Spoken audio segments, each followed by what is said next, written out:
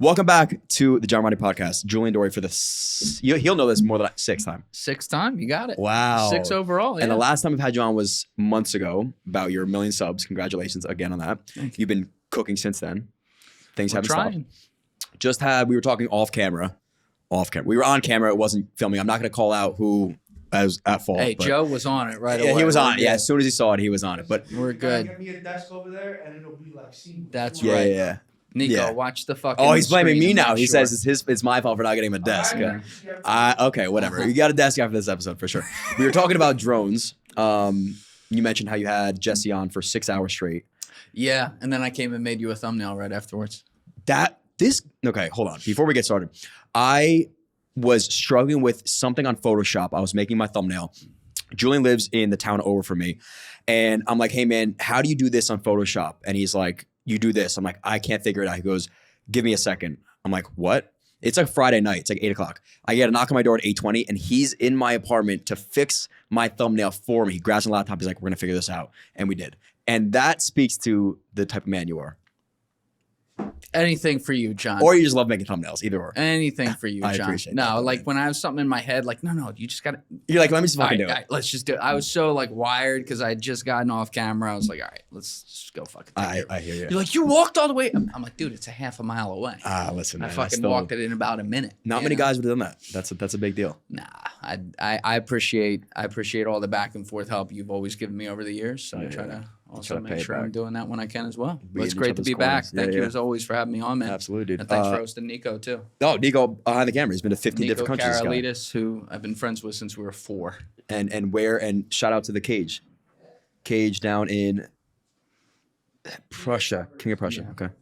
Basically, like next Steven Starr right here. I'm not just saying. All right. that. He's Wow. opening up place number 5 out in Bethlehem, across from the casino. There we go. Right there. And these places are immaculate. You and your dad, I'll go down with you, have to go down into the Cage and film like fucking 20 videos there. What a crazy name for a restaurant. The way that they did it. So like Nico's parents' house is like the Greek embassy in South Jersey. Yeah. They just like knocked down a bunch of trees in this beautiful little plot of land that happens to be in the middle of the hood That's amazing. and built this like fucking Italian and Greek marble mansion when he was about 14, 15 years old. So when he was first going to open up the bars back right before the pandemic, he'd opened up his first restaurant. We would go out, like I'd go down and go out in Philly with them, go to the club, bring girls back to the fucking mansion. to the mansion. Yeah. And they had turned the kitchen into a bar. And what he did when he went to open up the fucking restaurant was he's like, I want to find the best mixologists in Greece. And then we'll just bring them here. So he finds the best mixologists in Greece, fucking Electra and whatever the fucking guy's name was, and had them live at the house for 6 No, you months. didn't. Build the bar. So we're coming back from the club at 3 a.m. They're like lighting up fires and shit. with lived the in your drinks and house? everything. And then they trained the whole staff, and then he sent them right the fuck back to Greece. Wow. And then they're right back. They're right back. Wow. But that's the level of dedication. So I don't just say that because he's my lifelong best friend. Right. The fucking places are immaculate, and everyone should go check it out. And I hear our friend Nico Aronson Yes. is looking at some real estate for our guy up here Oh, I didn't know that. to potentially look at a little spot in Hoboken. He'll take over this town A nice in a Nico second. sandwich. Yeah. All right. Well, Yeah, shout be out to good. Nico and shout out to the Cage. That'd be good. Yeah. Talking about drones. Oh, yeah. And I'm very intrigued. Great segue. Right. Yeah. It was easy. That was Right. how we do that, seamless. AI. I asked if you thought that AI scared Jesse, and your answer was kind of up in the air. So this guy Jesse Hamill, I had him, was a 20-year Air Force guy, and 8 years in combat. He was a lieutenant colonel, like fucking AC-130s during the height of the GWAT, Global War on Terror, and all that. And then when he left the Air Force, he went to MIT and started this company where I'll fuck up how to explain it, but basically drones have trouble tracking to GPS perfectly. And if you're, even a few yards off, that can be the difference between a successful drone flight and an unsuccessful drone flight. So he's creating like the language to fix the left or right part of the brain, I forget how he explained it, to get the drone to be able to fly itself when it loses where the GPS is. Yeah. Like, he's going to yell at me for how I explain that. But Cool shit. Mhm. And obviously there's some integration of AI, as there is in pretty much all technology that's coming in now. And some of it, it's like, you know, you hear people just like splat AI on something and you're like, all right, that's like blockchain back in 2017. Right, Like, right. relax. Yeah, exactly. But then other parts, it's like I can see, of course, why a tool like that would be powerful. And so I don't, he's not the kind of guy who's like, oh, I'm so scared of all this shit. But what I did appreciate about him is that he understood that there needs to be guardrails. And those guardrails include stuff like what Palantir's doing, which is a company that he's had insight into some of their team and what they do. This is a military guy as well. And that's not a popular thing to say, obviously, but he's talked about that and some of the talent over there. But like, you know, he likes the people he's worked with, but he's like, here's how that could go wrong. Yeah. And here's how that could turn into like a 1984 type scenario to where society suddenly for the greater good is being surveilled and you have your mass surveillance state and boom, doomsday, which you have to understand that that is a possibility with stuff. And it's important that the people who are in these types of positions recognize that. That being said, I'm not saying I like to be an optimist.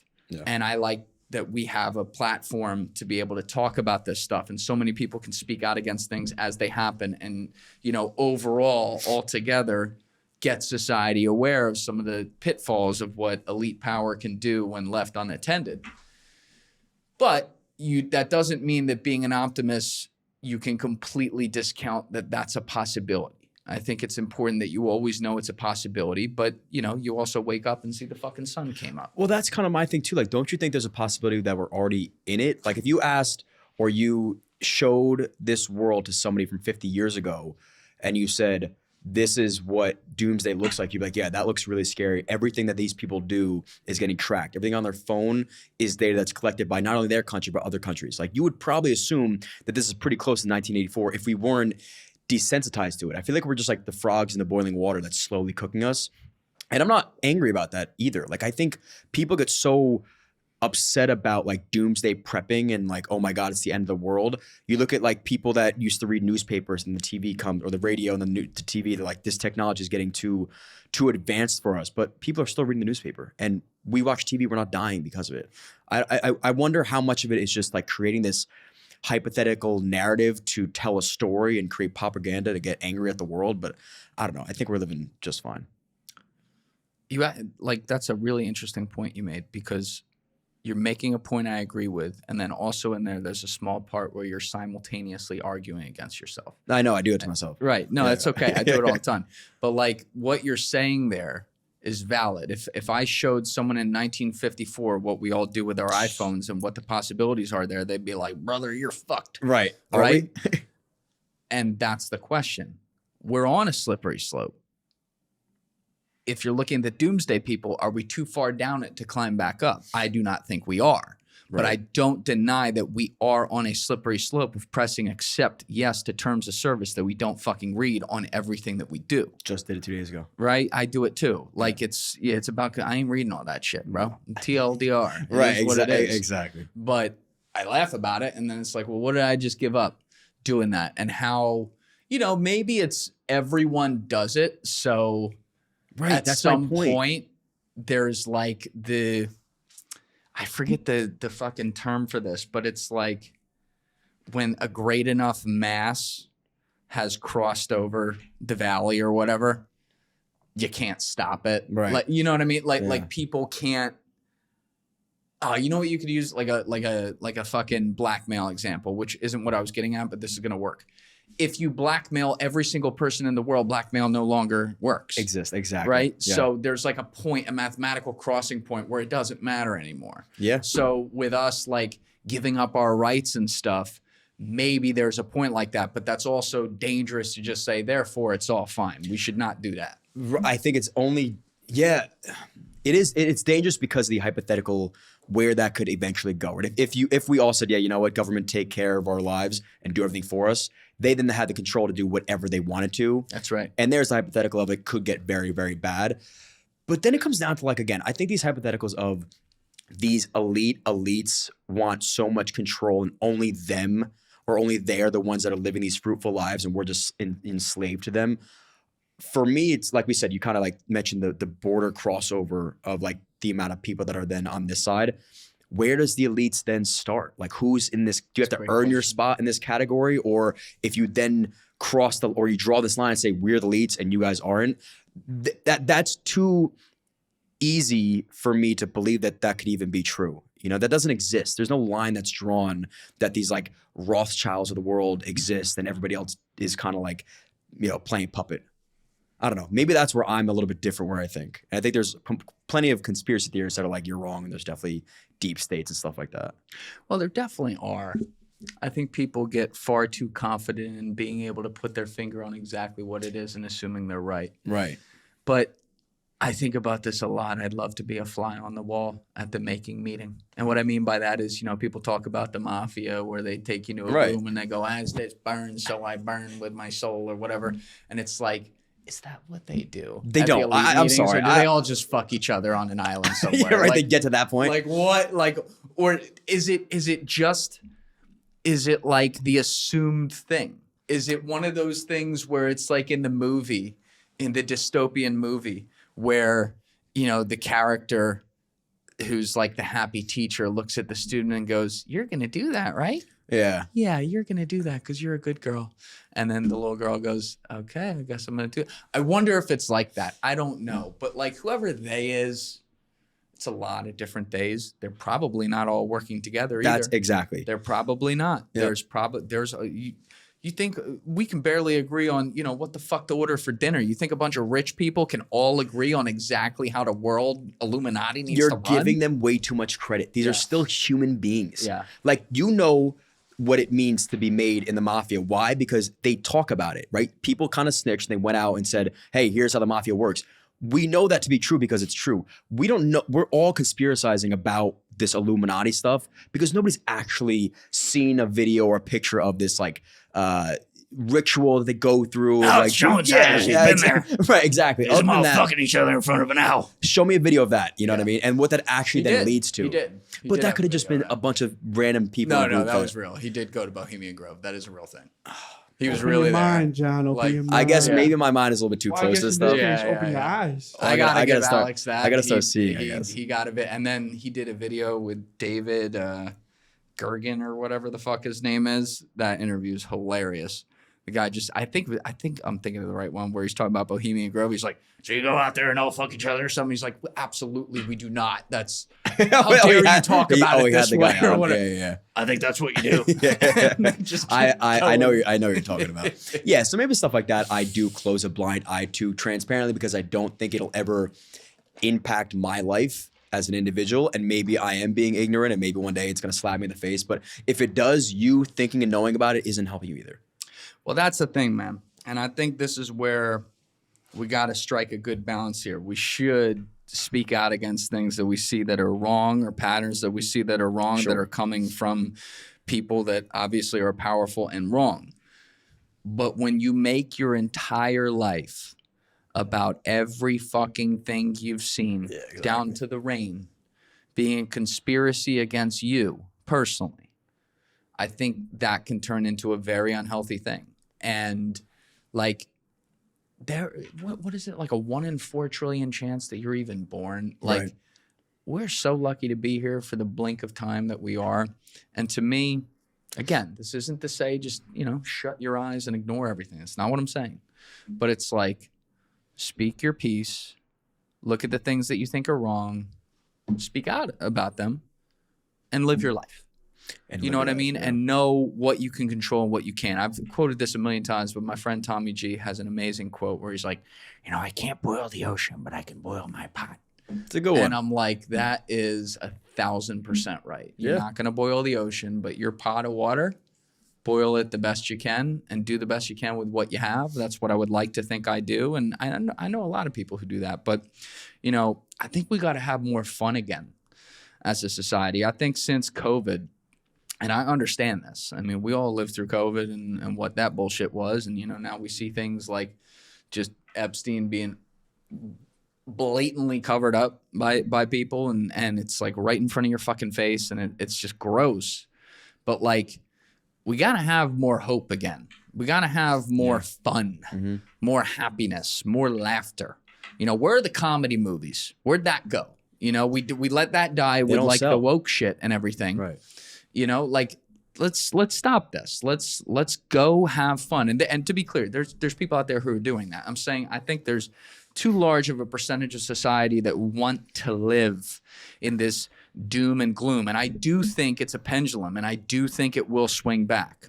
You know, I've seen some people that I'll call like canaries in the coal mine online. I'm not going to say who they are, but I've seen people who were, you know, people with followings who were like hardcore, everything is death, you know, Elmo meme with the fire on every fucking thing. And in the last couple years have gone, actually probably wrongly, completely the opposite way. And I don't think opposite is ever the answer. The answer is equilibrium. You've heard me talk about that a million times. However, I think that's a canary in the coal mine, because I think what you're going to see is over the next 1 to 4 years, a lot of people who have been spending 2, 3, 4, 5 years just filling their head with every latest Shadow of Ezra tweet and every fucking latest claim about, you know, satanic pedophiles running this country or that country or whatever. And then eventually seeing that, yeah, there are some sick shit and some shit's real, but like out of every 100 claims, you know, maybe 1 or 2 of them's real. And that other 98 is not doing good things for their psyche, so they're going to check out. Exactly. And they're going to be like, you know what? My income's the same as it was 5 years ago. I still don't like my wife. And fuck, my life has not improved at all. This is just a drag on me. Give me something more fun. Like, you know what? I think I'll go back to watching sports. Yeah. Or something like that. So I've always thought about that long term, because like when serious stories happen, we'll cover them. But you're never going to see me just go do all the fucking doom and gloom shit all the time. Like we laugh, we have a good time. Even when, you know, we have to title things and thumbnail things the way we do, which I fucking hate that we have to do that. You know, that's the beauty of a 3-hour conversation. I can go find the things that fit from what we talked about into a fucking title and know that there's a million other things in there that aren't going to be reflective of that as well. So you get the best of both worlds. Like, you know, I'm always going to try to make light of stuff and keep it exactly what it is, conversational, and have a good time about it, because it's just not worth it getting that worked up. You know, when there's a really bad one, like when you see this Epstein shit, you want to get a little worked up about that, I'm down. I'm with you. I get worked up about that too. You're down to get worked up about Epstein. Fuck yeah, bro. Yeah. It's like the worst crime you can commit, blatantly, brazenly, on our soil, on other people's soils. Tens of thousands of fucking kids. All these powerful people clearly involved. A lot, maybe not, by the way. He would just get around people. Yeah. But which ones? You know? And watching that, you talk about those elites or whatever, this is exactly where people are 100% right to feel that anger towards they and like these groups that you know, they think run the world, and they might be right. You know, when you see things like this just blatantly covered up and then buried in the news cycle over and over and over again, it makes you sick. Like, they do it right in front of you, John. I've been tracking this since the very beginning of this case. Jeffrey Epstein unalived himself in the early Saturday morning hours of an August weekend. What's the deadest news month of the year? I'm going to assume August. August. Okay. What's the deadest news time of the cycle every week? Friday night into Saturday morning. Yeah. The story's dead by Monday morning. Okay, he does that. That's August 2019. Ghislaine Maxwell, her trial happens November, December 2021. This is peak COVID, right? The week after Christmas, the deadest week of the year, New Year's Eve was going to be on Friday that year. The judge ordered all the jury like wanted to go home and take a break. She ordered them to stay there to come to a verdict. They come to a verdict on Wednesday, December 29th, on the deadest news week of the year.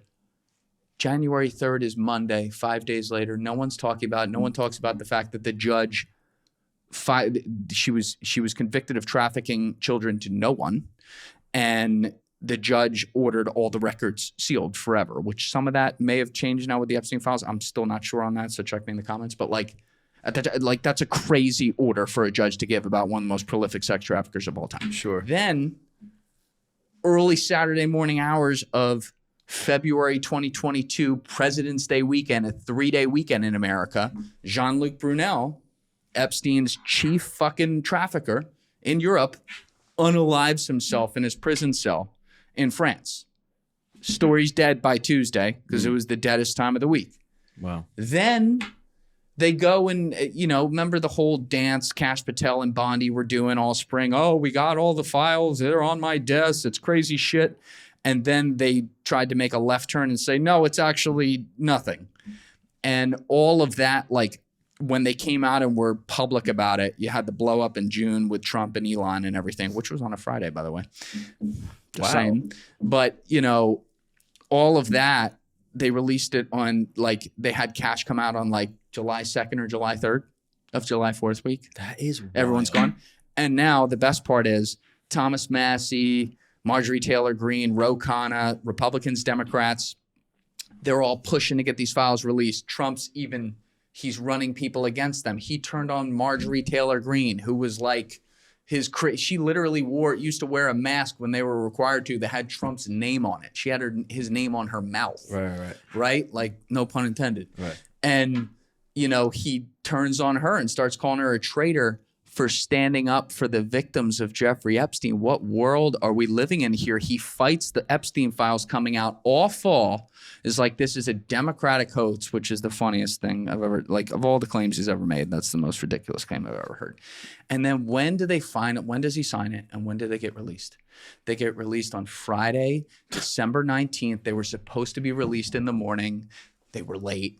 Thomas Massie was like tweeting about it during the day. They haven't put him out yet. They put him out like late afternoon of that Friday ahead of Christmas week. Yeah. A week later, the Somali fucking fraud documentary drops on the 26th. The entire right wing on Twitter starts retweeting the fuck out of it, sending it to the moon with that whole investigation. And a week after that, we invade Venezuela. Who's talking about the Epstein files anymore? They do it right in front of your fucking face. And you say, please, sir, may I have some more? We all do. It's ridiculous. Okay, wow. If you ever need to convince somebody of anything, just ask Julian to do it for you, because that was it right there. And I'm going to say this, and then I want to ask more questions about the Epstein stuff. I do believe, not just with this, people like to piece puzzles together after the fact to make an assumption of what I think we give a lot of credit.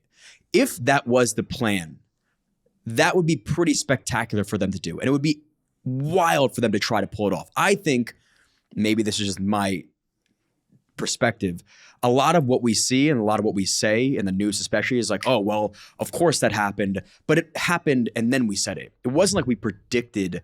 And I guess you could have sat back and said, I guarantee something's going to blow up after this Christmas week to then cover up what just happened with Epstein. I'm sure you could have said that, right? Run the tape. I'm sure you did. No, I'm sure you did. Run the tape. I guarantee you did.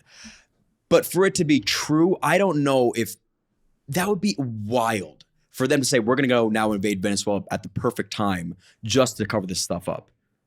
And I know you believe that because I see it on your face.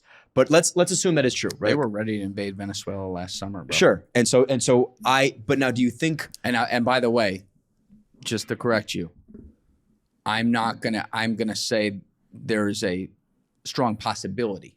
Right. The Venezuela part's the case. Yeah. Some of the other news cycle stuff, I can tell you, guarantee you. Go watch, like, and I was Nick Shirley. The first podcast he ever did was my show a year and a half ago. I know Nick. He did a very good investigation on the daycare fraud in Minnesota. Yeah. And yeah, it's something that should go viral. Should it go viral to 150 million views on YouTube because the entire apparatus behind Donald Trump starts calling for him to get a global fucking peace prize for this investigation? No. And I would say that to Nick's face. That's not his fault. Yeah. He gets a lot of blame for this. That's not his fault. But that's called changing the narrative. That's what these people do. I will then go back and agree with you, because a lot of times you feel things in the moment and then you kind of brush it off. Like when the Somali stuff was happening in the daycare, so I was like, all right, that's interesting and it's kind of fucked up. And I thought about it for like maybe 20 minutes and then I moved on with my day. And then I kept seeing And I thought like maybe I was missing something. I was like, all right, maybe I don't know enough, and that's why everybody else cares and I don't. And then I was like, I don't know if there's a lot here. I feel like what you just said is pretty accurate. Is it newsworthy? Yes. Is it hundreds of millions of views worthy? What are they doing? They're making money in an illegal way. Okay, that happens every single day. Mm-hmm. I felt like I was missing something. And so that makes a lot of sense. Yeah, it's just like you talk about, and you're 100% right to say this, by the way.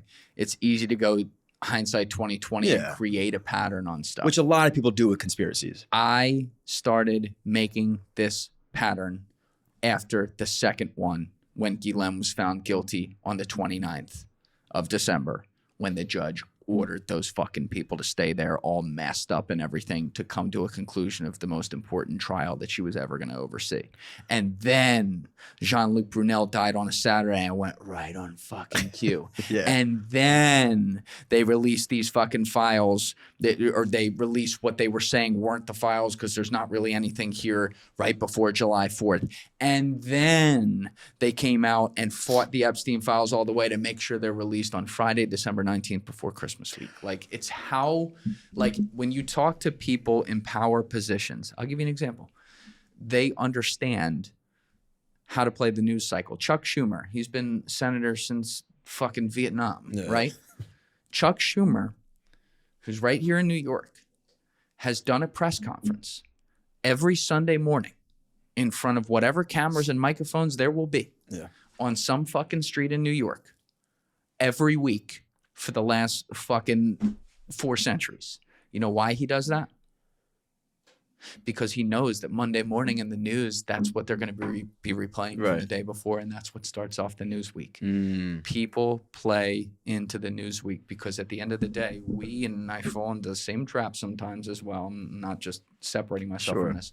We move to the next thing and the next thing and the next thing. And, you know, I try not to do that. I feel like I'm decent at not doing that, but sometimes I do. How about this? I was going to ask you, you mentioned Venezuela, right? I genuinely, that's been 2 weeks or however long it's been, it would be old news for us to talk about right now on a podcast. Like people are already over that. And I don't even know what's happening after the fact, right? Everybody had this like doomsday prepping of Venezuela is going to lead to this, this, and that. And we were only there for the oil, which is probably true. And now nobody even talks about it anymore. It's not even making news. This whole thing with the ICE stuff. If there was not one more murder, ICE would not be a thing in a month. We wouldn't be talking about this stuff anymore.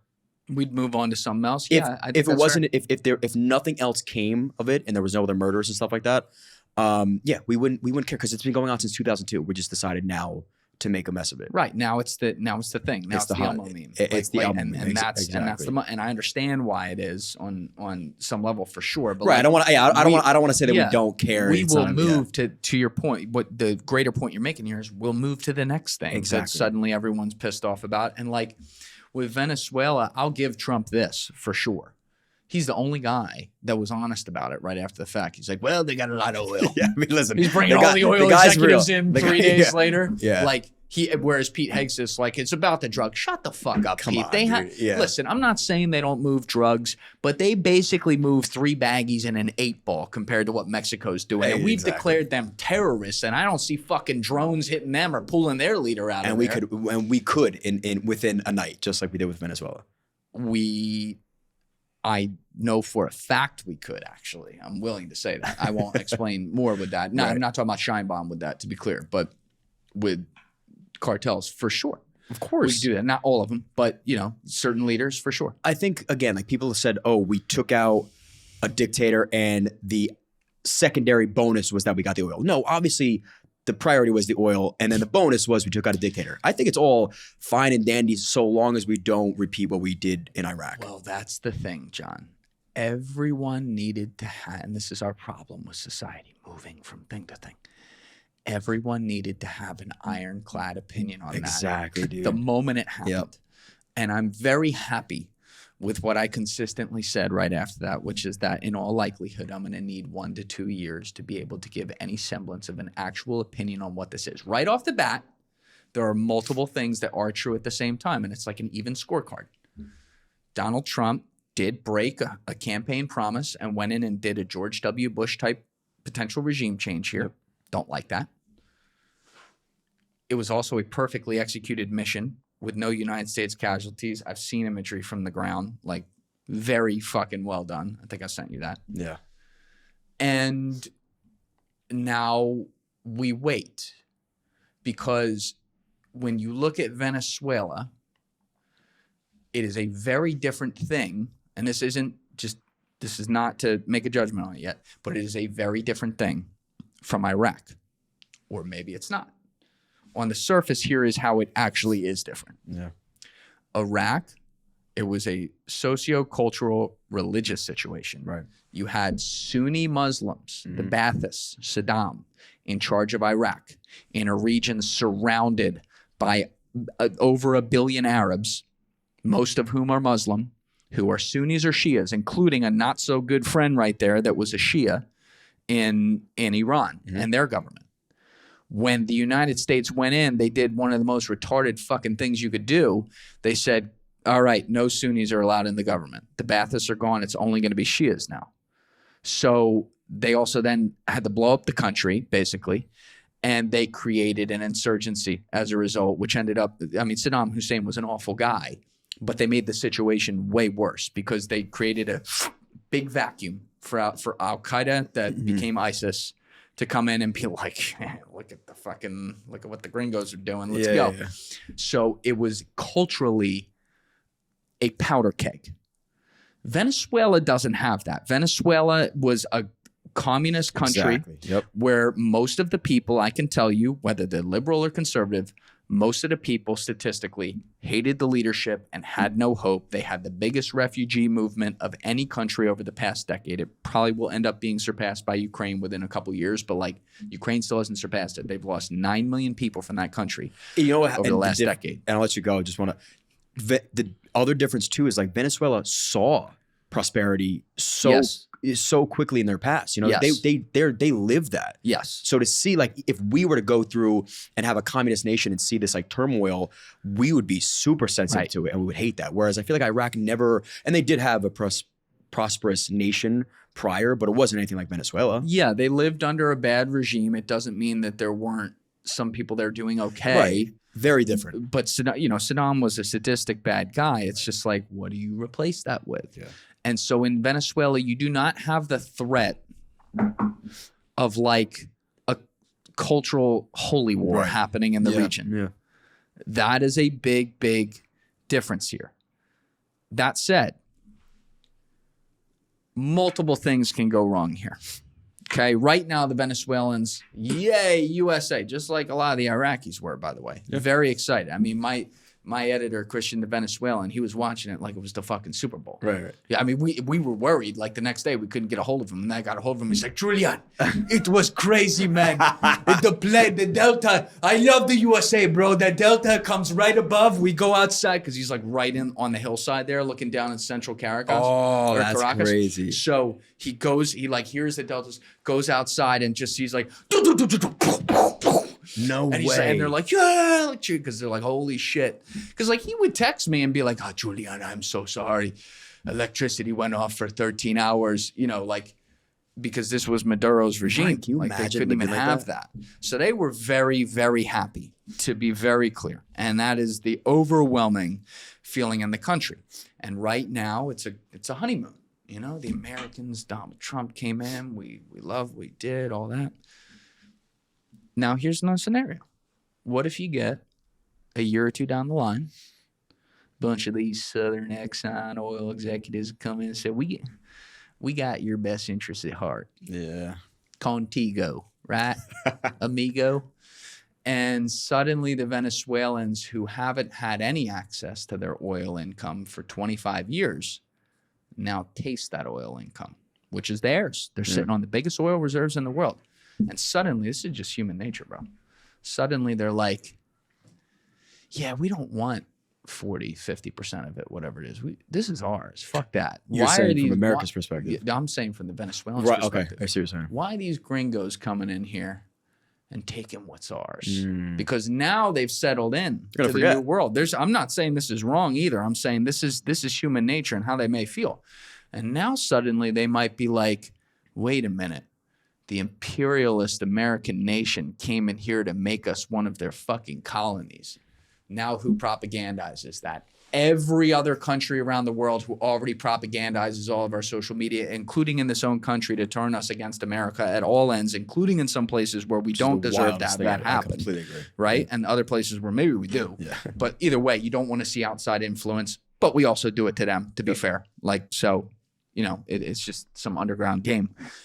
Now you see some sort of civil unrest. What if in this whole process, you know, the whole transfer of power also doesn't go great? And suddenly, you know, the fact that the CIA, who, in fairness to the CIA in this situation, was doing their job, they had people inside the government. Oh, is this just a CIA coup? Like all the other ones that have failed over the years all over the world. Yeah. And now, what if also in that whole process, it creates a precedent such that instead of the Iranian people, now we're back in the powder keg where the holy war is, instead of the Iranian people overthrowing their government, there's some sort of US-led regime change that happens in the region because they've set a precedent that, you know what, America's back. The good old George W. days of we gonna find you and we gonna kill you, yeah. They're here. And now it's just, we're gonna find you, we're gonna kill you. And it's like, now we get the East involved. Now China and Russia are involved. Now they get to fully say Americans imperialists. And then what if China decides, fuck, we got to take Taiwan now? Because the U.S. is doing that. So let's start loading up the war chest. It's like the old Boardwalk Empire scene. He got a gun. He got a gun. Everybody got guns. Right. You don't want a Mexican standoff when you're talking about East versus West. So yes, Venezuela, and I'm not making light of the Venezuelan people. I'm just talking about this from like a worldwide impact. Happen, right now, it's a canary. Is it in the coal mine or is it fucking floating around not getting eaten by the falcons, hopefully out there? I don't know. Yeah. But I have to let this play out. And I can tell you it's either going to be Donald Trump rolled the dice, broke a campaign promise, but did it way more effectively than George W. Bush. No boots on the ground yet. That's very important. What if he has to put boots on the ground? That's another huge problem. Yeah. No more than George W. Bush, help create peace, open up economies, allow countries to handle their elections instead of us handling it for them, and created a new fucking speak softly and carry a big stick diplomacy for America without being imperialist. And we're looking here 2 years later like, give him a peace prize. Right. That's a possibility. The other possibility is he's George W. Bush 3.0. Yeah, worse. And there is a middle ground that could exist. Unlikely. Yeah. These things tend to break hard one way or the other. So all these people that had to put out a fucking 12-paragraph tweet, you know, the night of January 2nd when this is happening or whatever it was, you know, to be like, this is exactly where I stand and I'm not coming off this hill. It's intellectually dishonest at best and brain rot at worst. And so I have to let these things play out. And I've said it under every president that I've ever lived under, and I stick to it. You know, of course, I have criticized pretty much every president because I'm not sure I've had a good president in my lifetime. But, like, I'm rooting for all of them when they're in there. They're the president of my country. Of course. Yeah. So when they're in there, I'm rooting for things to work out. I was not rooting for the Afghanistan withdrawal to be what it was, okay? To sit there and be able to say, see, told you. Right. Biden's not even alive. I wasn't rooting for that. That's what happened. So now I criticize it. Yeah. But like I am rooting for this situation with what Donald Trump has done to turn out for the best. Sure. And for other decisions around the world to not be made because of the precedent that we're potentially setting with what we did there. But to your original point, yeah, it's like it's old news in 3 fucking days. Yeah, because it's just like we're just on to the next. Then we're on to the next. But that's the point. Like you call it brain rot for a reason because these people don't even care. You're just picking something to get angry about because you have to say, I told you. People in politics, or if you care about politics, you'd rather your side win than America win, which is the weirdest thing. Again, if you voted Democrat and Trump does something good, you're going to spin it as it's something bad. Or you're going to say, hey, well, it's going to lead to this, this, and that. You'd rather watch your life get worse than accept the fact that maybe he did something right and that we're moving in the right direction. I remember God, I hope I don't misremember this detail and mix it up with something else. But I got 2 examples from the last 2 presidencies. There was something related, I think, check me in the comments on this, to like the CHIPS Act vis-a-vis China that Biden did to restrict some sort of like IP theft essentially on China. And it was very in line with what Donald Trump was thinking on China. Right. And I was like, all right, W. Right. Then a couple weeks ago, Donald Trump signed, I believe it was an executive order. Again, I'm trying to remember this, so check me in the comments, but fucking phenomenal legislation that is actually democratic in nature rather than more Republican oriented. And I'm oversimplifying it, but effectively, he is going to curb the ability of large companies like BlackRock to buy up residential housing and control the market as they have been able to do and have been incentivized to do. It's evil by incentivization rather than evil by plan, in my opinion. Yeah. It is very non-Trump like if you were anti-Trump. If you saw that, like you said, it's very democratic for him to even come out and say this. And now people still are finding ways to get mad. Like that's something AOC would want. He's only doing it for this, and that. What do you mean? Why? First of all, why do you care? Why? He's still doing it. Yep. He's still doing what you want him to do. Yep. You can't have a win. And it's just, it is. And I've talked to so many people who have to like go down and try to talk to politicians and get both sides on board with something. And they just all want to hit their head against the table afterwards if they're not like overly political. I can't imagine. Because they're just like, it's all about, well, how's this going to spin for us? Yeah. How are they going to lose too? Yeah, again, we can go on for days about that, but it blows my mind. I think a lot of people got to get their head out of the gutter and realize that you want your country to win and prosper. It doesn't make sense. 100%, man. Ladies and gentlemen, we interrupt this episode to give a quick shout out to the sponsors of this podcast, Vigilant app. Vigilant is a situational awareness and safety app designed for people who actually prioritize their safety and the safety of the people around them. Vigilant delivers a vetted global alerts feed built from trusted intelligence and real-world data. No crowdsourced noise, no public-driven notifications, just relevant information so you know what's happening around you before you walk into it. Along with real-time awareness, Vigilant keeps friends and families connected. You can share live locations, communicate securely, and make sure your people know where you are, whether it's commuting, traveling, training, or working long hours. Vigilant is built on a simple principle. Safety is not reactive, it is proactive. Awareness is the first layer of defense, and connection is how you protect the people who matter most. If you take safety seriously, Vigilant belongs on your phone. Download Vigilant in the App Store today with the link in our description. Your first month is just $1. And now back to the episode. Well, why do you think it's so hard for an American president to be quote unquote good? Do you think it's our fault and what we're doing? Like you said, you can't have a win anymore. Part of it's the news cycle, for sure. Yeah. In 1995, 1996, these 24-hour news stations like CNN and Fox are born.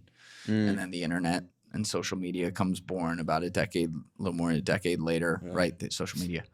And so you create constant opinions from everyone. People are exposed, like the emperor's clothes are off effectively. All the things that used to be backroom deals are now reported. Whether it's true or not doesn't matter. It's what people think and what the narrative is.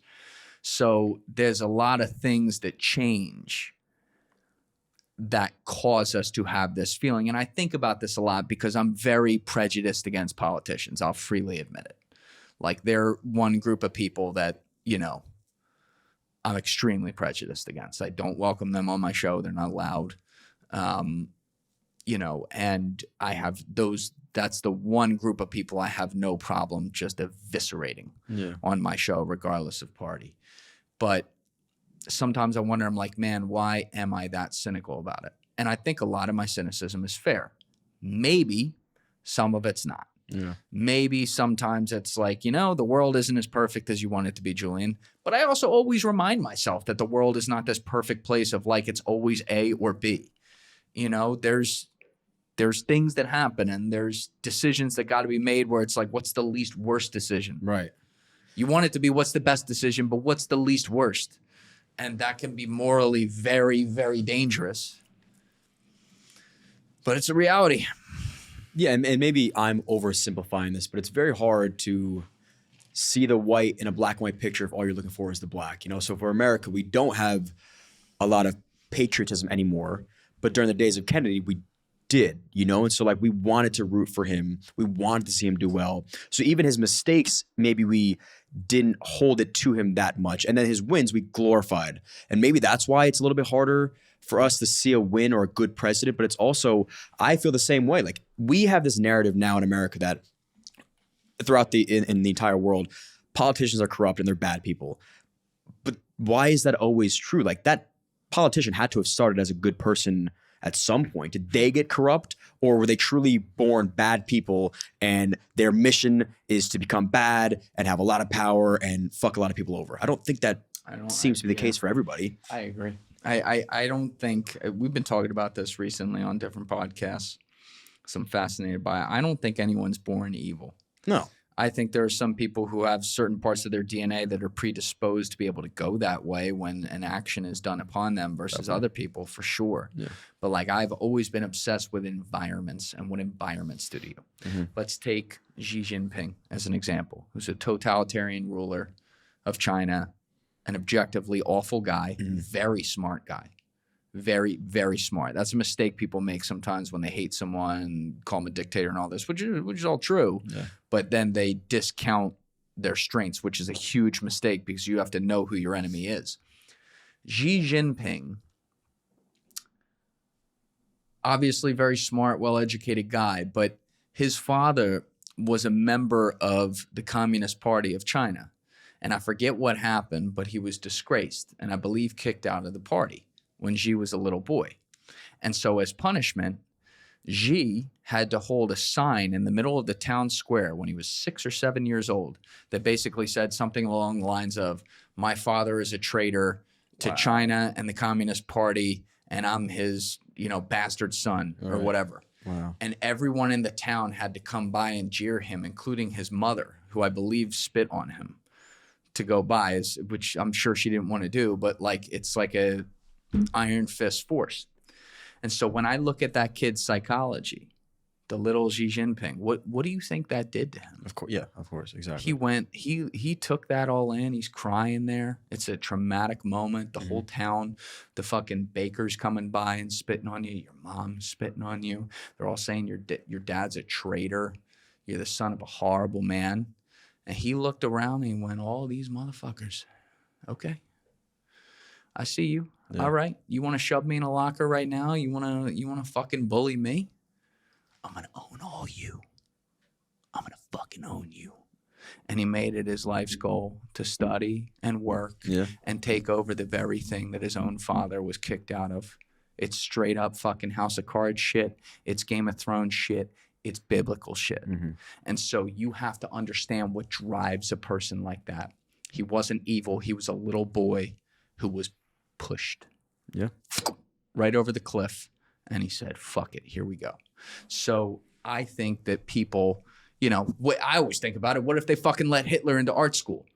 Whoever the asshole is who turned him down, can you imagine? What the fuck? Right. You know what I mean? Right. But it's like the butterfly effect. It could be as simple as that. Like one minor failure as a youth, that fucks you up forever. You get embarrassed in like second grade about your shirt, your changed kid. Like that's serious. Yes. You have a parent says one bad thing to you when you're a child, and your whole life trajectory could be very different, or the opposite. But it seems like the opposite isn't always as true. Like it seems like the negative always is way more impactful than the positive for kids, especially in their upbringing. It is, because it's the pain that you feel. The positive is a moment, a quick dopamine. The pain is something that lives there and makes you question yourself over and over. I could reflect on being embarrassed at 11 years old and still feel the pain today. Oh, whereas I don't remember any like the positive things. You know, I wake up in the middle of the night with cringe sometimes. So I swear to God, things I've like said or done, I'm like, why would you ever do that? I'm like, oh, I was 11. Yeah, like where you're like, oh, yeah, you know?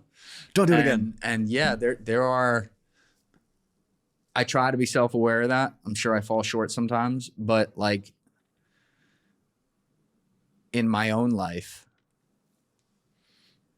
I've gotten myself to the point where overall I do these things for me because I want to do them. And like my dream of what I wanted to do starting this day one when I did was for me. Yeah.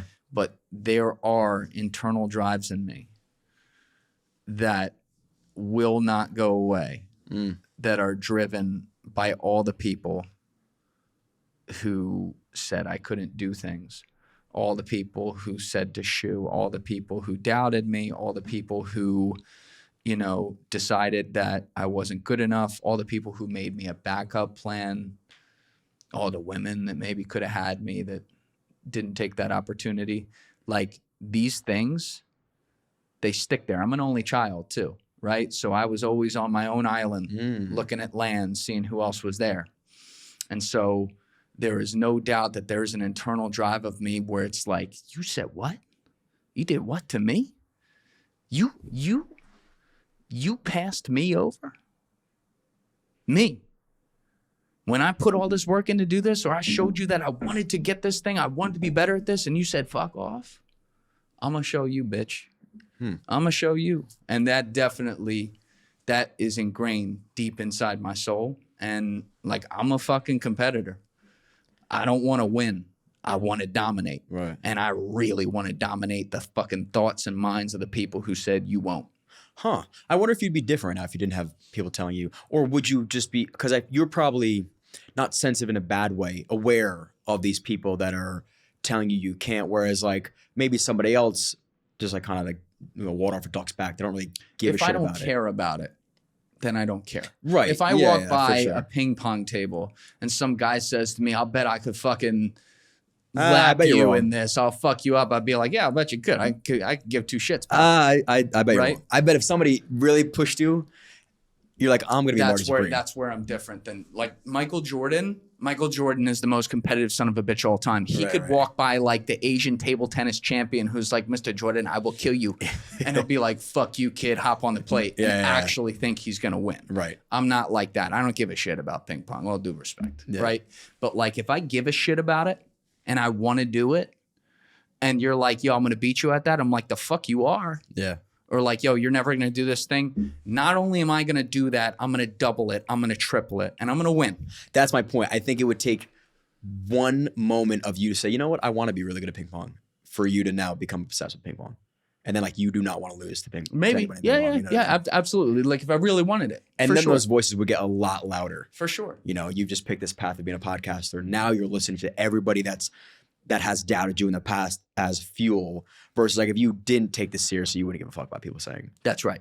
Yeah, that's exactly right. Like I do have that line. There's like hyperfixation on, you know. Like yes, there's a white line that you cross over, and you're playing the game. Yes, exactly. If I don't cross over that line to play the game, I'm fine. Yeah. You know, I don't think that'd be a healthy way to. Like I don't think Michael Jordan lives in a healthy way like that. Personally, no way. Right, but when it came to his craft, you know, practice like you've never won, play like you've never lost, you know, dominate, go fucking chug 10 beers, play golf and smoke stogies all day, and then give fucking Charles Oakley 61 in the Garden.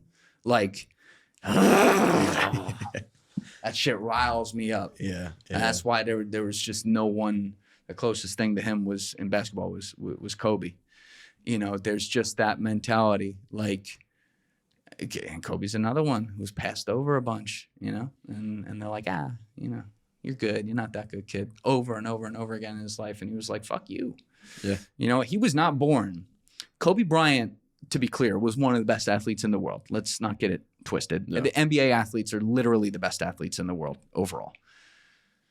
He was never a top 20 athlete in the NBA. Like if you looked at his splits of what he could do physically, just purely physically, no talent, no work. He didn't have Allen Iverson's vertical, you know.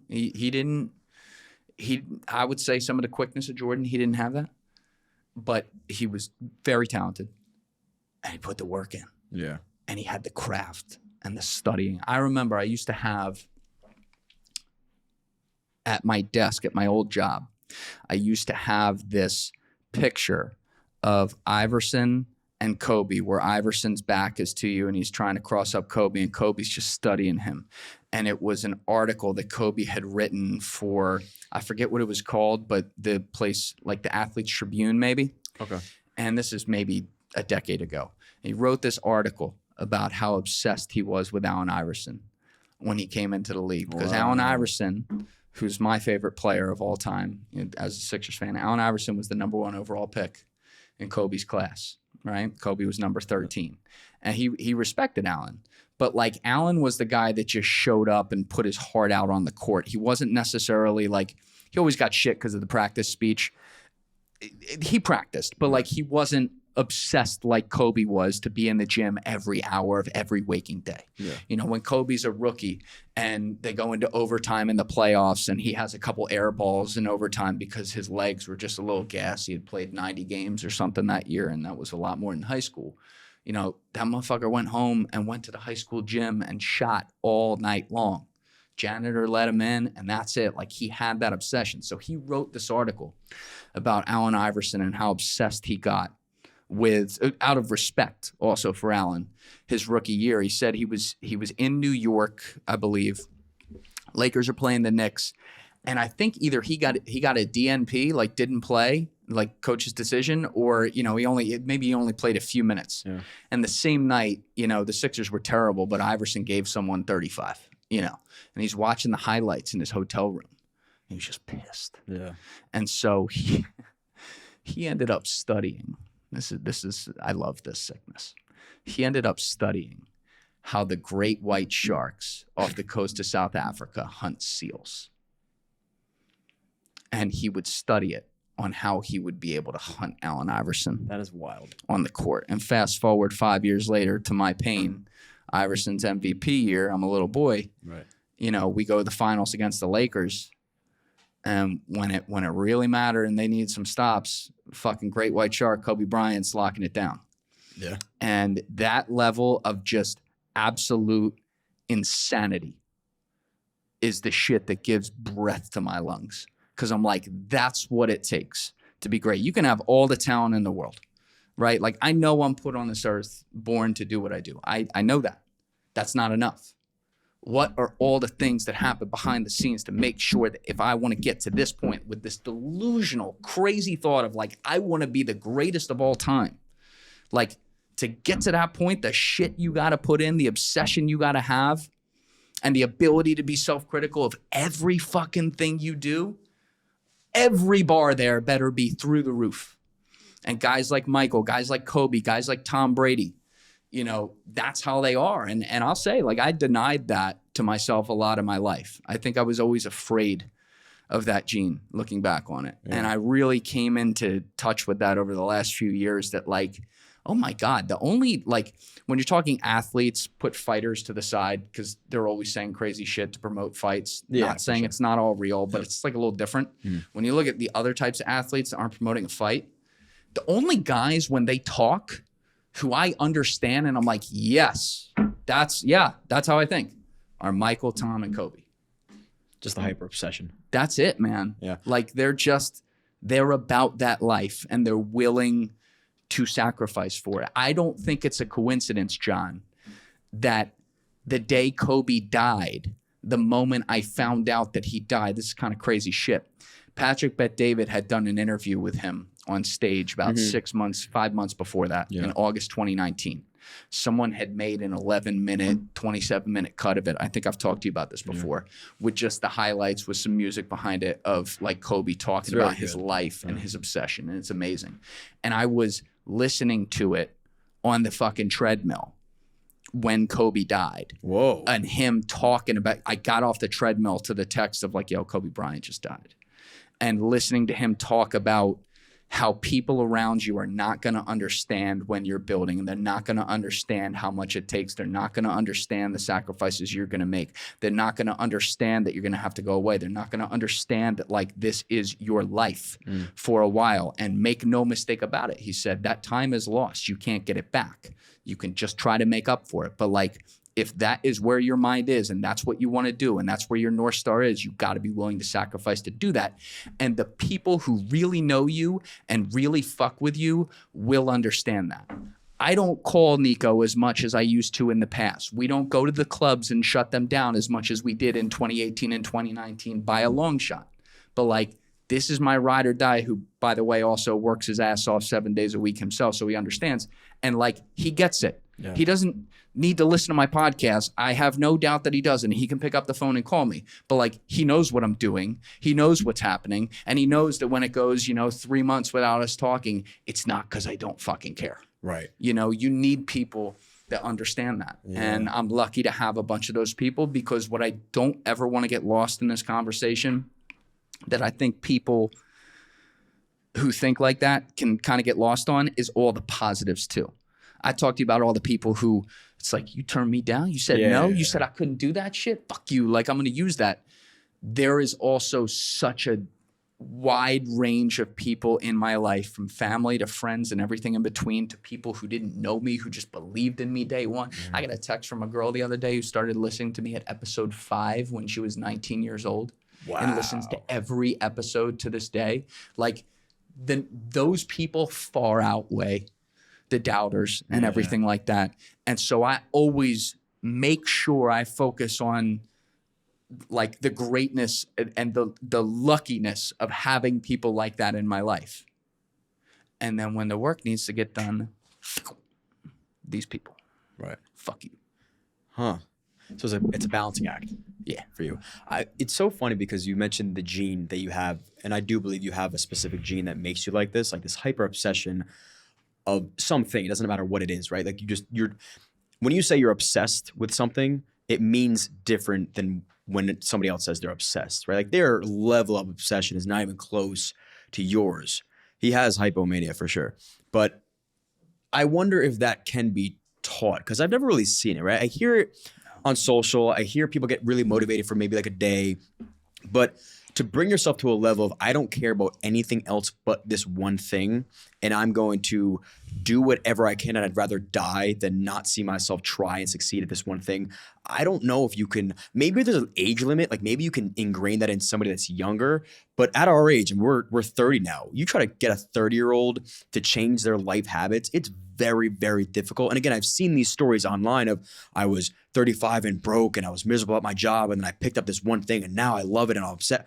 Maybe you always had that gene in you and you just never expressed it. But I don't know. I think there's a lot of people out there with this, like, and I hate to sound like this, but with this like false hope of, no, I can turn the corner tomorrow if I wanted to. I just gotta wake up and do it. I think that's the most dangerous way to live, is, oh no, I can do it. I'll just do it tomorrow. It's like the whole, Chris Williamson mentions it, where good is good, but really bad is actually better than just a little bit bad, because just a little bit bad is not enough to make you move. Right. But really bad is going to kick you in the ass, where you're forced now surpass that a little bit bad to this good space, Yeah, Chris has a lot of bars on that. He's got he's got a Chris is doing God's work with a lot of his podcasts right now, because he's staying true to exactly himself and the things that make him tick, that hopefully other people can relate to through all these algorithmic changes, and like doing a great job with it. And I think we need more of Chris out there. I agree. And I'm a huge Chris fan. So when I say this, I'm not disrespecting him. I do believe, however, you can get stuck in this place of feeling motivation, and then that's enough to satisfy your need. You got your get off. You don't need to actually go work, because all you're doing is sitting around and watching him speak or listening and saying, wow, that was really, really, that's and right. You feel elated. You feel so good, but you do nothing with that good feeling. It's like watching somebody work out feels really fucking good. It's great to watch somebody bust their ass and be really, really tired and fatigued. You know what's not great is actually feeling tired and fatigued. So now you go and do that thing and you're like, wait, it feels way better to just go, I'm going to go watch somebody do this because this fucking sucks. I do it all the time to myself. But you got to keep yourself in check to realize if you want to eventually make a highlight reel of your life, you got to go through some of this suffering and pain, and it's going to suck during it. But saying it sucks, me saying it's going to suck feels pretty good. When you're going through it, it feels miserable. And it's just, you can't describe the feeling that you're actually in. A couple things there. You're right. First of all, what does Chris always say too? He's like, do the thing. That's it. Go do it. Like, so yes, he's talking about it with people, but he's also very clear. Like, you fuckers can sit here and listen to me say this all day. Exactly. And by all means, please keep doing that. But do it on your own too. Yeah, Don't just be like, wow, I got my Williamson in today. Modern wisdom. Let's go. Yeah, that's your 100% right. Accomplishment for the day. Yes. What did you do? I didn't do. I listened to somebody and I was learning. No, you didn't do anything. That was just your excuse. But you have to, and I'm a human. I don't want to sound like a robot here. You can attest this. I have my days where I'm like, fuck, I got to do this. Fuck, what I work on and what I do a better job of now is the perspective of things. Like you talk about it, you got to suffer, you got to be miserable and whatever. And I mentioned I don't know if I used those words, but I used parallel words when I was giving my explanation like 10 minutes ago about like the sacrifices you got to make and stuff. But like, I love that Mike Tyson line where he's like, discipline is doing the things you hate to do, but doing it like you love it. You know, it's so funny because everybody always equates people that are really fit and in shape as being hyper disciplined. Discipline isn't doing something you love. It's doing something you hate. So yeah, you could be in the gym 24/7, you eat super regimented and you appear disciplined, but that doesn't always carry over to life. That doesn't always mean you're a great husband and father and businessman. Right. You love what you do, so you do it over and over and over again. That's not discipline. That's doing what you fucking love. Yes. I love drinking. If I drink every weekend, doesn't mean I'm disciplined to it. Like, what are we talking about here? Yeah. We get lost in that sort of stuff, I think. Yes, I agree. I think you have to, but also like, and discipline's important. I don't think you should just throw the word out. But when it comes to what you do, like the overall thing, not all the things in it that maybe you don't like, but the overall thing, the word should be obsession rather than discipline, because discipline is saying you're doing something you don't like to do and maybe you happen to be good at it. And that for me, maybe for other people that works, that would never work for me. You know me, when I get in that studio, I'm alive. Yeah. I'm trying to make it 90% of what I do. It's still 5 to 10% of what I do. But that 5 to 10%, I am free. When I was at my lowest point, and you and I talked about it when I was here last December, but in 2024, but like, you know, nuts, bro. When I was at my lowest point where I had just given my body to this thing and the health problems were out of control, my physical was gone, my mental was gone, my spirit, whatever that even means, was gone, and I was just in the gutter. There was, it was a real wake-up call for me because I lost all my confidence in life. Yep. And when you lose confidence, that's a dangerous thing. When you lose your confidence and you can't live in your own skin and everything is a challenge and every person around you is a fear rather than an opportunity, you can go to a really dark place. And I did. But the one place where I never lost it, even when I couldn't be as good as I wanted to because I wasn't feeling good, the one place I never lost it was when I went in that studio. That is my court. That is my field. That is my whatever the fucking thing is. Yeah. I go in there, we're going to get this done. And so I knew that. And I was like, all right, obviously we know the whole story. I've told it to you before, but like, I'm going to invest in myself and fix myself bit by bit, which I have. That confidence from there, though, to rebuild my confidence in life, we're going to use what I do as my North Star to be able to understand that pattern and what's that like. Yeah. What's it like just to be able to like go talk to a person again and not just be like completely in your head and all that. And like, you know, all that is always, it's a continuous thing you work on. Like, I don't think if you feel like you are 1,000% confident and nothing can go wrong, and you walk around like that every day, that's when something can go wrong. But you need to feel confident. And you need to feel like, especially if you're putting the work in and you're doing the right things to be an individual who is confident. And it's not just, by the way, like how much money are you making or how successful are you in your job? Like, how are your relationships? How are your friendships? How is your happiness level in life? You know what I mean? Are you fulfilled in the things you're doing? Yeah. Do you feel like you're spending your fucking, limited time here in a good way? Like, these are the things that give you confidence. And however you can set yourself to do that, do it. For you and me, obviously, it's like going to the gym. I will not compromise on that. I walk into the gym every day at 6:47 or 6:48, depending on how fast I walk there. Right. And like my phone, you're not getting me while I'm in there unless it's an emergency call. And I can't tell you the last time that happened. You know, it's also, and we talked about like, is this a gene or is it taught? I do believe that you can teach yourself to do that, right? If you say to yourself, no one is reaching me at this time, right? Maybe in the beginning, if that's not who you once were, that's a difficult transition. But if you continue to tell yourself that when I am in the gym, I am not on my phone. When I'm in the gym, I'm not on my phone. That's right. And you do that over and over and over and over again, there is going to be a day where you do not touch it. You don't even want to touch your phone because that's just not what you do. As a man, this is not what you do. It's like, I can't think of all these different things that I don't do because I don't do them. But if I started to pick up that habit and I had to unlearn that habit, it'd be very difficult. But I mean, I'm trying to think of like something I just will never, I don't eat fast food. And I'm not saying that's like I'm better than. I would never pick up the phone and order McDonald's, right? But there's plenty of people that do. So for them to rewire their brain to say, I don't eat McDonald's, and they get really hungry and it's a Friday night, it may be very difficult for them to say that. But for us, like that wouldn't even cross our conscious mind. You know what I mean? But I do think people, and I want to get back to your original point in a minute, but let's stay on this. I do think people do have more of an ability to make a decision and hone in on it and think about what that decision is and write, even if they have to. I don't really do this, but I've done it before. Write down what will happen in your life if you do that. And start thinking about it and make that change. Maybe the first 3 days, 6 days, 7 days, 2 weeks sucks, but it changes over. I remember, like, I used to train like a pro athlete for 7 years, and then I got sick and I couldn't train. Basically, like 4 years of not doing that, suddenly like getting myself up first thing in the morning, Mr. like working till 4:30 in the morning for the last 4 years of my life, sick as a dog. Like that was a big shift. But I woke up one day and did it and said, we're going to start by getting in there at about 7:20. And we'll get it down to 6:45 within a year. I did. And like my whole life, I am constantly, what's the word? Like desensitized to all the noise of society and content and all this shit, right? So I removed myself from a lot of it. In 2024, when I went back into the gym, I started doing a thing where for the full year, I only worked out with one headphone when I lifted, because I lift and do cardio every day, right?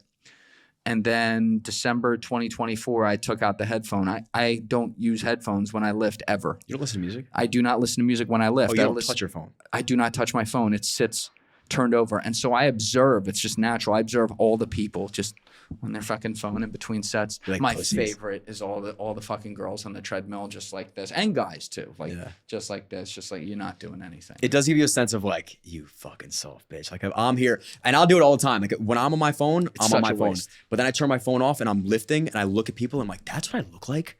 I look like a fucking robot, like a man that doesn't even want to be here, and he looks like that, and that's probably why. I'm like, how could I ever do that again? It takes one moment of stepping out of like this, whatever you want to call it. You used the term before. It's like whatever, like this box that we're all kind of in, and we think it's normal society, and it's really not. We should not be glued to this thing, but we are. Oh, and you appreciate it when you do what I do now. You appreciate it more than ever, and I see it every day. You know, people, they're glued to it in between sets and things like that. And I am just present.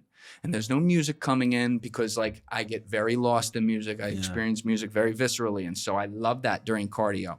Yeah, like when you see me hit the heavy bag, listening to music, like I'm literally moving with the beat sometimes, like feeling it in flow. Good, and I love that. It's great. Like I don't do cardio without fucking headphones. Like that would be kind of psycho. Right. But like when I'm lifting, that's my time of day to get centered. And just be with my thoughts and focus on each rep and get better and get stronger. And like that would have even seemed crazy to me 5 years ago to do that, like to lift without it. But now it's like, can't imagine having it in there. Absolutely. That's so funny that we lose such touch with what we used to see as normal. Like the phone is really corrupted. I went a full 24 hours without my phone. I put it in this room. I went out. I went to the city. It was, I swear to God, I'm not even joking, like one of the best days of my life. I went to a bookstore. I listened to jazz music. I'm talking to strangers. I'm like, this is a new, but you know what the beauty of this was? This switch was instant. It didn't take me time. I wasn't like anxious without my phone. I wasn't looking for it. I wasn't stumbling over my words to have a conversation with it. I was so in the, and I loved it. I was present for the first time in I have a sick addiction to this thing, and I'm very willing to admit that, right? Because if there's people out there that deal with the same shit, this is my addiction. It's not drugs. It's not whatever. It's this thing. And I don't know why. I don't know what it brings to me. Like even on if I'm doing the same thing on my computer as it is on my phone, it just feels different. It's fucking weird. Maybe you know what it is. What? It's just a whole lot. It's like, you know? I don't know what it is, man. But I could be texting on my phone. I could be texting on my computer, and it feels different than texting on this thing feels. I just feel gross. I feel Almost like it was designed that way. almost like it was designed that way to make me feel fucking numb. It makes me feel numb and lesser than. So anyway, I put my phone down for 24 hours and I felt great. I said it was good.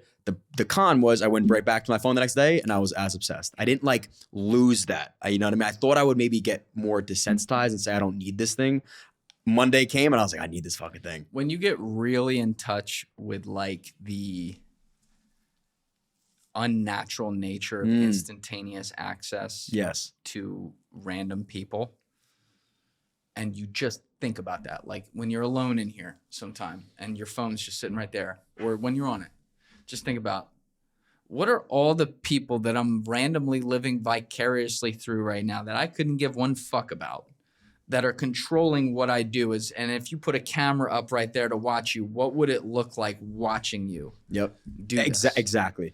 Yeah. That's a really good thought. And Rogan said this a while ago. He said, live your days as if there's a documentary. There's a camera on you at all times. You'd act very different. And you wouldn't, I think you would act just as like the best version of yourself because that's who you want to portray. You want an exciting life. Like, don't you want to look back in the day and be like, that was a really fun day? If you were documenting that day, you wouldn't be on your phone the entire time. You would go find, we live in one of the coolest areas, I believe, in the country. We would find something to do almost every single day, especially with the lives that we live. Like, we now get paid to do that stuff. Go find That's cool what shit I'm to do. saying. And there's a balance there. Like, to be able to capture things is great, but to be able to live strictly for the state of capture is not. I completely agree. Like, Yeah. do you know what kind of great content I could have gotten down in the Amazon with Paul Rosalie? Fucking insane shit. Yeah. My But phone was in my bag the whole 2 weeks. That was the whole fucking point that of was the whole being point. there. I wonder if your memories would have been blunted if you had the phone. You might have had video 100%. capture, but I go to reflect on like amazing dinners that I've had, but I had to film it. And I'm like, I tell myself that place was good because I know it was good, but I'm like, do I remember what the food tasted like? Do I remember what the waiter said to me? Do I remember how I felt when I took the first sip of the cocktail? Probably not, but my phone fucking does because I have 15 videos of it. Remember, we're all at that dinner back in May. You were there, Nico, where it's like 10 or 11 of us, and John pulls up like, all right, I made it. Yeah. And like 5 minutes later, he's like, to the waiter, he's like, yeah, can you take a picture? Yeah, I'm going to use this for clout on Yeah, Instagram. exactly. I mean, And then he cut himself out of the picture. that's the when he best part, that I posted. fucking missed myself in the picture. I literally cropped myself out of the one picture that I wanted. Or I saw the guy burning the pasta cheese wheel. Yeah. And instead of like enjoying, I'm like, oh man, this is gonna be a great fucking it's just but I'm becoming more aware of that stuff and I'm getting over what that then yields me. Like making the video, I know I have to do it and I love sharing that sort of stuff for people.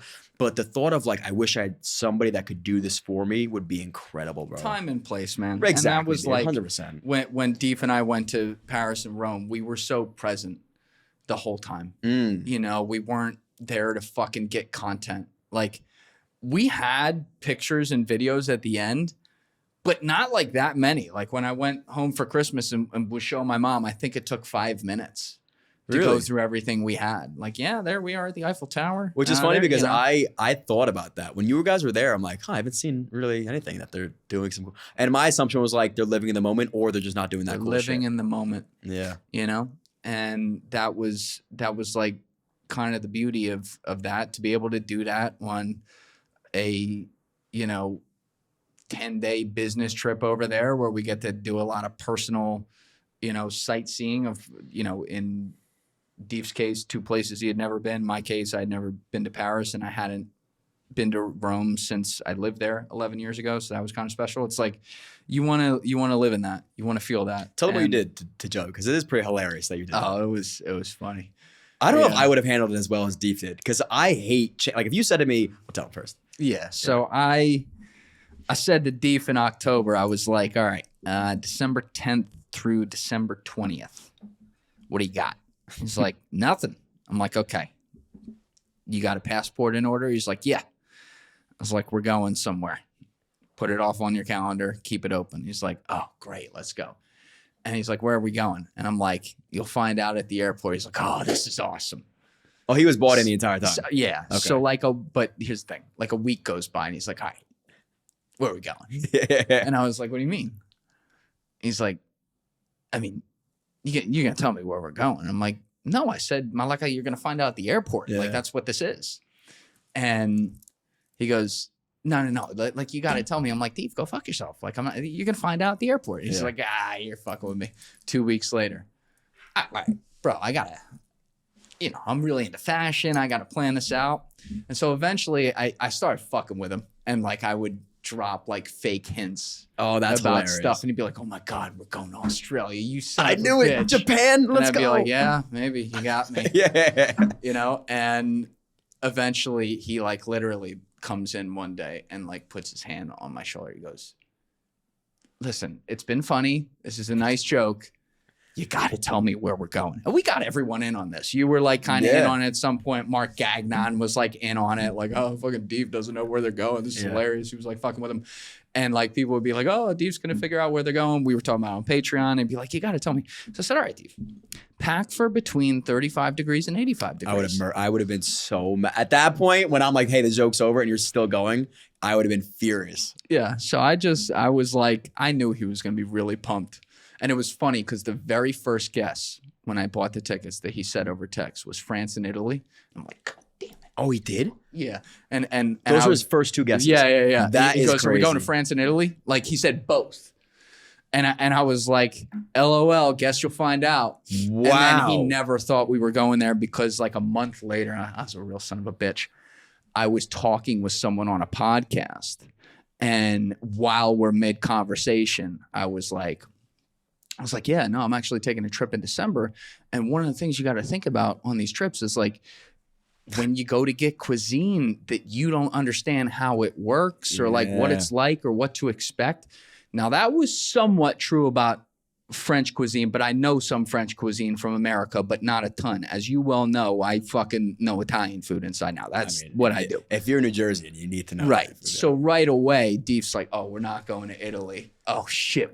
He was like, we're going to Japan. You said it was a long flight, right? I'm like, yeah, it's a long flight. He's like, fuck yeah, we're going to Japan. And I'm like, in my head, I'm like, no, the fuck, we're not. But, I was like, yeah, maybe. I don't know. And he's like, well, what's it between? I said, it's somewhere between the west coast of California and the east coast of China. I knew you. He's like looking at his head. He's like, oh, fuck you, dude. That's everything. I'm like, yeah, that's kind of the idea. Yeah. But I'm like, we're not going to Iraq. Like, we're not, That I would have been, if you brought me to like something, I would have been, and I would have been fast to. Because when he said it, I was like, there's no way they're going to go somewhere like, I was expecting that. Like some wild trip. No. Like, I'm kind of like of the opinion, if you take a vacation there in a non-journalistic capacity, like, take a vacation. You stay there forever. Yeah. You know what I mean? Yeah. Why are you going there? Yeah. But yeah, I was like, we're not doing that. And then he was like, yo, are we meeting up with Nick in Dubai? Because Nico was going to Dubai. Oh. And I was like, no, we're not doing that. So would have been fun, but no, we're not doing that. I think you're better off where you guys And then when he found out we recorded a podcast, he came over, it's like fucking 10 degrees. He's like lugging all his shit. He's packed for every weather there is. Oh my And then God. we get to the airport and I print out the tickets and it says Paris. And then we're walking up and I'm like, that's stop one. And then when we got to Paris the first day, we were walking through like the Ritz-Carlton neighborhood right there. And I'm like, all right, you want to know where we're going for the second one? And he goes, Italy. And I was like, yes. Wow. I was like, I gotta go home. I gotta see Rome again. So it was awesome though. Paris is a lovely city. That's how I would describe it. It was amazing. What happened was I'm on the fucking plane. I'm sitting in an aisle seat. Deef is sitting in the aisle seat next to me. And the fucking lady to my right, oh no. like hacking it up. And I'm just like turning to Deef like this. Is she sick as a dog? And I'm just like, fuck. So we land in Paris at like fucking 7:15 in the morning. We're driving to the hotel, which is like a 40-minute drive, which by the way, in December in Paris, the sun doesn't come up till 8:45 a.m. So we're thinking, oh, I guess that means it goes down at 9 p.m. Goes down at like 4:30. Really? Very short day. So it's like dark. We're driving to the hotel and I feel myself getting sick. And I'm like, God damn it. Oh no. So we get there and we go on the first walk because I like to walk a lot. People learn that the hard way. Yeah. Deef's the guy who can go along That motherfucker walks with a lot too. of that. Yeah. Like he can, not quite like me, like he was giving me shit by the end of the trip, but like he can walk. So he was like making fun of my stride. He's like, you're like a 1, 2, 1, 2, 1, 2. I'm like, I like walking places. Yeah. But we get to the first cafe. We walk like 2.5 miles. We were staying between the Arc and the Eiffel Tower. So we see the fucking Eiffel Tower. Wow, that's extremely cool. We're going to come back and do this closer. We walk down the Seine River to basically the Louvre to like look at that. And we were going to be doing a tour of the Louvre the next day. So we stop at a cafe right there. Shout out Cafe Roux. Great spot. Good people, really good food. And I said to Deef, I'm like, Deef, I probably have 101 or 102 degree fever. Oh shit, really? You know, my throat's like closed up. We're in the fucking game. So here's the deal. You got to go to the pharmacy and like get me whatever the ibuprofen is around here. And my word of advice is keep me on my feet. If we are going places where I'm on my ass, we're going to be dead. Keep me on my feet, and every hour and a half we'll stop and get a European coffee and keep fucking going. So there was one point in 4 days where we walked 46 miles of Paris. It was Wait, what the fuck pristine. did you say? All this propaganda about, oh, Paris is falling, you know, like it's being taken over. Beautiful city. All the propaganda about the people are mean to Americans. Nicest people ever. Safe as hell. I'm sure I could have found the fucking neighborhood in Paris that's like the one you stay away from. That's how it is in every city. Every major city in the world, there is unfortunately always going to be a threat of a terrorist attack. You saw one at the Bataclan in France back in Paris back in 2015. Like, that's just an unfortunate reality. But as far as like the day-to-day and walking around, that place was elegant, beautiful, amazing. The Louvre, bro, the Louvre was like sensory overload. Really? Have you been to Paris? No. Okay. The Louvre in the middle, people know the famous like pyramid they built, I guess like back in the 80s that takes you down into it and everything. But then the whole Louvre is this giant palace that's in like a courtyard. You haven't been to Paris, right, Nico? All right. He's been a lot of places, but you're going to have to check this out when you go. But like walking through it and around it on all the floors has got to be a couple miles. We walked the whole thing going through it, and like, we weren't speeding through it. There were some places where we really took our time, and then other places we were just kind of like this, like, oh, wow, but staying slowly moving. And there is so fucking much in there, bro. But when you get right up next to, you know, like these amazing godly works of art, sometimes 40 feet tall, that took 20 guys to paint over a 31-year period. Wow. You know, you're standing next to a Caravaggio or something like that, and you're just like, you're looking at the strokes, and you're like, we have so much talent as a human race right now and so many amazing things we do. I don't know if we would have the patience to do something like this anymore. Right. And there's something to be said for that. The attention span. Oh my God. It was like the paintings are my favorite part. I love that stuff. I used to go to the Philly Art Museum all the time growing up. It was one of my favorite places. But like, amazing stuff. And the Mona Lisa is really cool, but unfortunately they have like 2 barriers around it. So the closest we could get was 25 feet. Is it like this big? How big is the thing? Yeah, it's like that big, but you couldn't get that close because so many people have tried to attack it. Yeah. The only thing that was slightly disappointing is the room the Mona Lisa was in. I've heard that. There was other amazing artwork in there, but the whole place is this elegant palace with amazing ceilings, and then this is the one room that has like a fluorescent light. Yeah.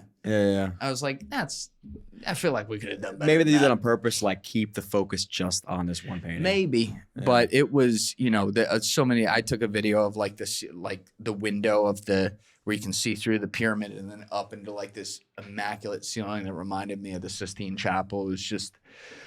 It was amazing. The Louvre, I definitely want to go back to and spend a day for like 10 hours in there. I was in there for 3 or 4.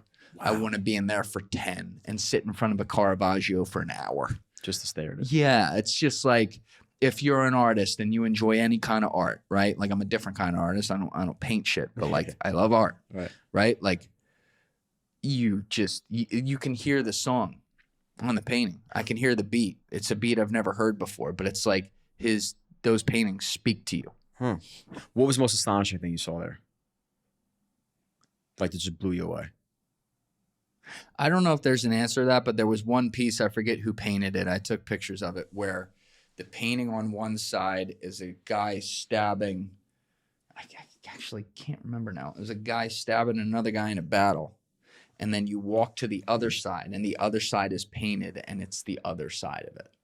So like on the one side, you see his face and the knife here. Right. right? Seeing this, and on the other side, you see this perfectly. Whoa. I was like going back. I wasn't, we weren't smoking weed or anything, but I that was would gonna have say, what been were you like on? doubly as impressive. Yeah. If I had like some mushrooms in me or something, I was like, I'm surprised. Like, Dave, you were with see Deep. that? I'm surprised you didn't get something. Yeah, there was, right away, the first day, that was the one thing, like when I felt the fever coming on, I'm like, I need to enjoy my cigar now because this is going to last a while. So we were ripping, he went, in fact, we were at that Cafe Rook, and it was like watching a tracking shot. It was so deep in like a fucking 70s movie like Scorsese would do, where we're in this grand plaza and there's like an intersection of 5 different streets, the most like eclectic European kind of setup you can have.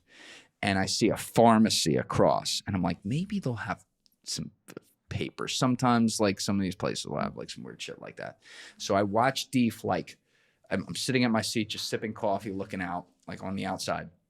So we're sitting outside and I watch Deef like cross, come around, go into the pharmacy. I'm like 1 Mississippi, 2. I get to like 55 Mississippi, walks out, throws his sunglasses on, looks around, proceeds back across to the other side of the courtyard, looks, can't see anything, back across this road, turns, double takes, and then goes shoom, out of sight behind this hotel. And then he like walks out, and I had it videoed where he walks right out and he's like, I got it. And he found this smoke shop. Here it is right here.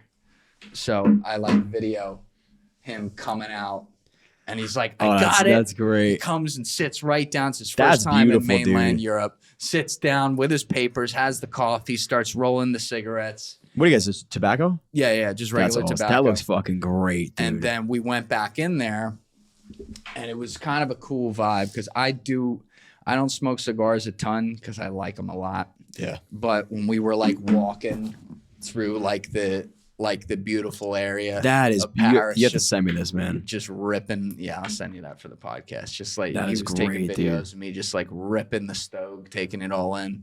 Very, very cool. That is awesome. And bro. then, we went, the Eiffel Tower is amazing. A lot of the cuisine's incredible. What is it? Is it real as small as we think it is? No, Really? No, that was the most shocking part. The plates at Cafe Rook, dude, like they look like one of your plates at the cage, bro. Really? I was literally texting Nico like, yo, you got to go to Paris, bro. Yeah. And what is the cuisine like? It's hard to explain. It like I've been to French restaurants in the United States and I'm like, these must be the highlights. There's more options in Paris than there are in the French restaurants here. And like you take this for granted because you don't think of this when you go to France, but like French fries, yes, they have French fries with a lot of shit and it's good. Yeah, I'm sure. It's like they're like great McDonald's fries, except they're not made like McDonald's. So you get the best of both worlds. Right. You don't get like RFK fucking produced stuff that we got to outlaw. That's but true. You still get the great taste of a French fry. Right. And then the meat and lamb was like incredible. The coffee's light. I like that. So you Really? could just European coffees, like the Parisian coffee's light. So you could sip one, hour and a half later, go have another one. It's just enough to like keep me up from my fever. It was like almost like playing a video game, and I constantly just had to get like more energy on life. your energy bar. Yeah. Right. So, like there was a risotto I had that was great. I mean, we never had a bad meal there. Snail. And then You got the escargot. I did not. You did get escargot. I did not get a Really? No. I don't need to have a snail. Sorry. I mean, I feel like you're in in France. Fuck the snails. Okay. Sorry. How about the croissants? What's that one The croissant was good. I had a croissant. It was that good. real well-known place that everybody goes and flies out to for a The croissant? one that Kim Kardashian went and got a baguette from on a private jet. I think that's I it. don't know what place that Yeah, was, yeah. but it's. But probably overall, the best. pastries are phenomenal. Yeah, everything was great, and the wine obviously is great. You're in France, so I drank more white there than I normally would because they got really good white. We drank some red too.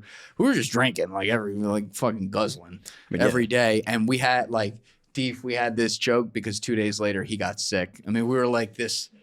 one bed was right here, the other bed was right here. It was bound to happen. Yeah. And so their ibuprofen is called Dolaprane. So we're like, we got that Dola and then pass that Dola, baby. And like we just be ripping Dolaprane like every 4 hours to like, get back to it. But we got to see the whole outside of the Cathedral of Notre Dame, and what they did to rebuild that is amazing. It looks incredible. They did an incredible job with that. Went into all these neighborhoods, and then one of the coolest things we did was I was like, I want to go to the Ritz. I'm like, most hotels, you can go into a hotel bar, even at like pretty good ones. But when you get to the really high end, it's like, do they just let anyone, well, especially someone who looks like me and deep, but especially me, are they going to let me walk in there? So the Ritz is in this open plaza in Paris, maybe a half mile from the Louvre. Beautiful. Got I believe, if I remember correctly, it has like an obelisk in the middle of the plaza. And Deef was like, let's go to Bar Hemingway, which is the bar in the back, this is where I was texting you from, Nico, because I'm like, you have to get on a flight right now and go there. So Ernest Hemingway, the great writer, used to obviously travel everywhere. He was that kind of guy. And he would spend a lot of time at the Ritz in France, in Paris, France. And he would like live there for a time. And so in the 80s, they built a bar. I'm going to get to the significance of where it was, but in the back of the hotel. Like if you're looking at the Ritz, if people can pull up a map, maybe you can put one on the screen after, Joe. It's like you walk in from the plaza, right, where it's just an open yard and cars are coming in and all this shit. And then it goes all the way back, like all the way back to this other block. And so we get up to the front door. Because the Bar Hemingway's small. There's like 10 tables that seat 2 to 3 people. Wow. Total. And then a old school eclectic bar that seats maybe 4 or 5. And white gloves, kind of literally white glove service. And so we get there like 4:40, and I'm like, all right, Dave, just let me try.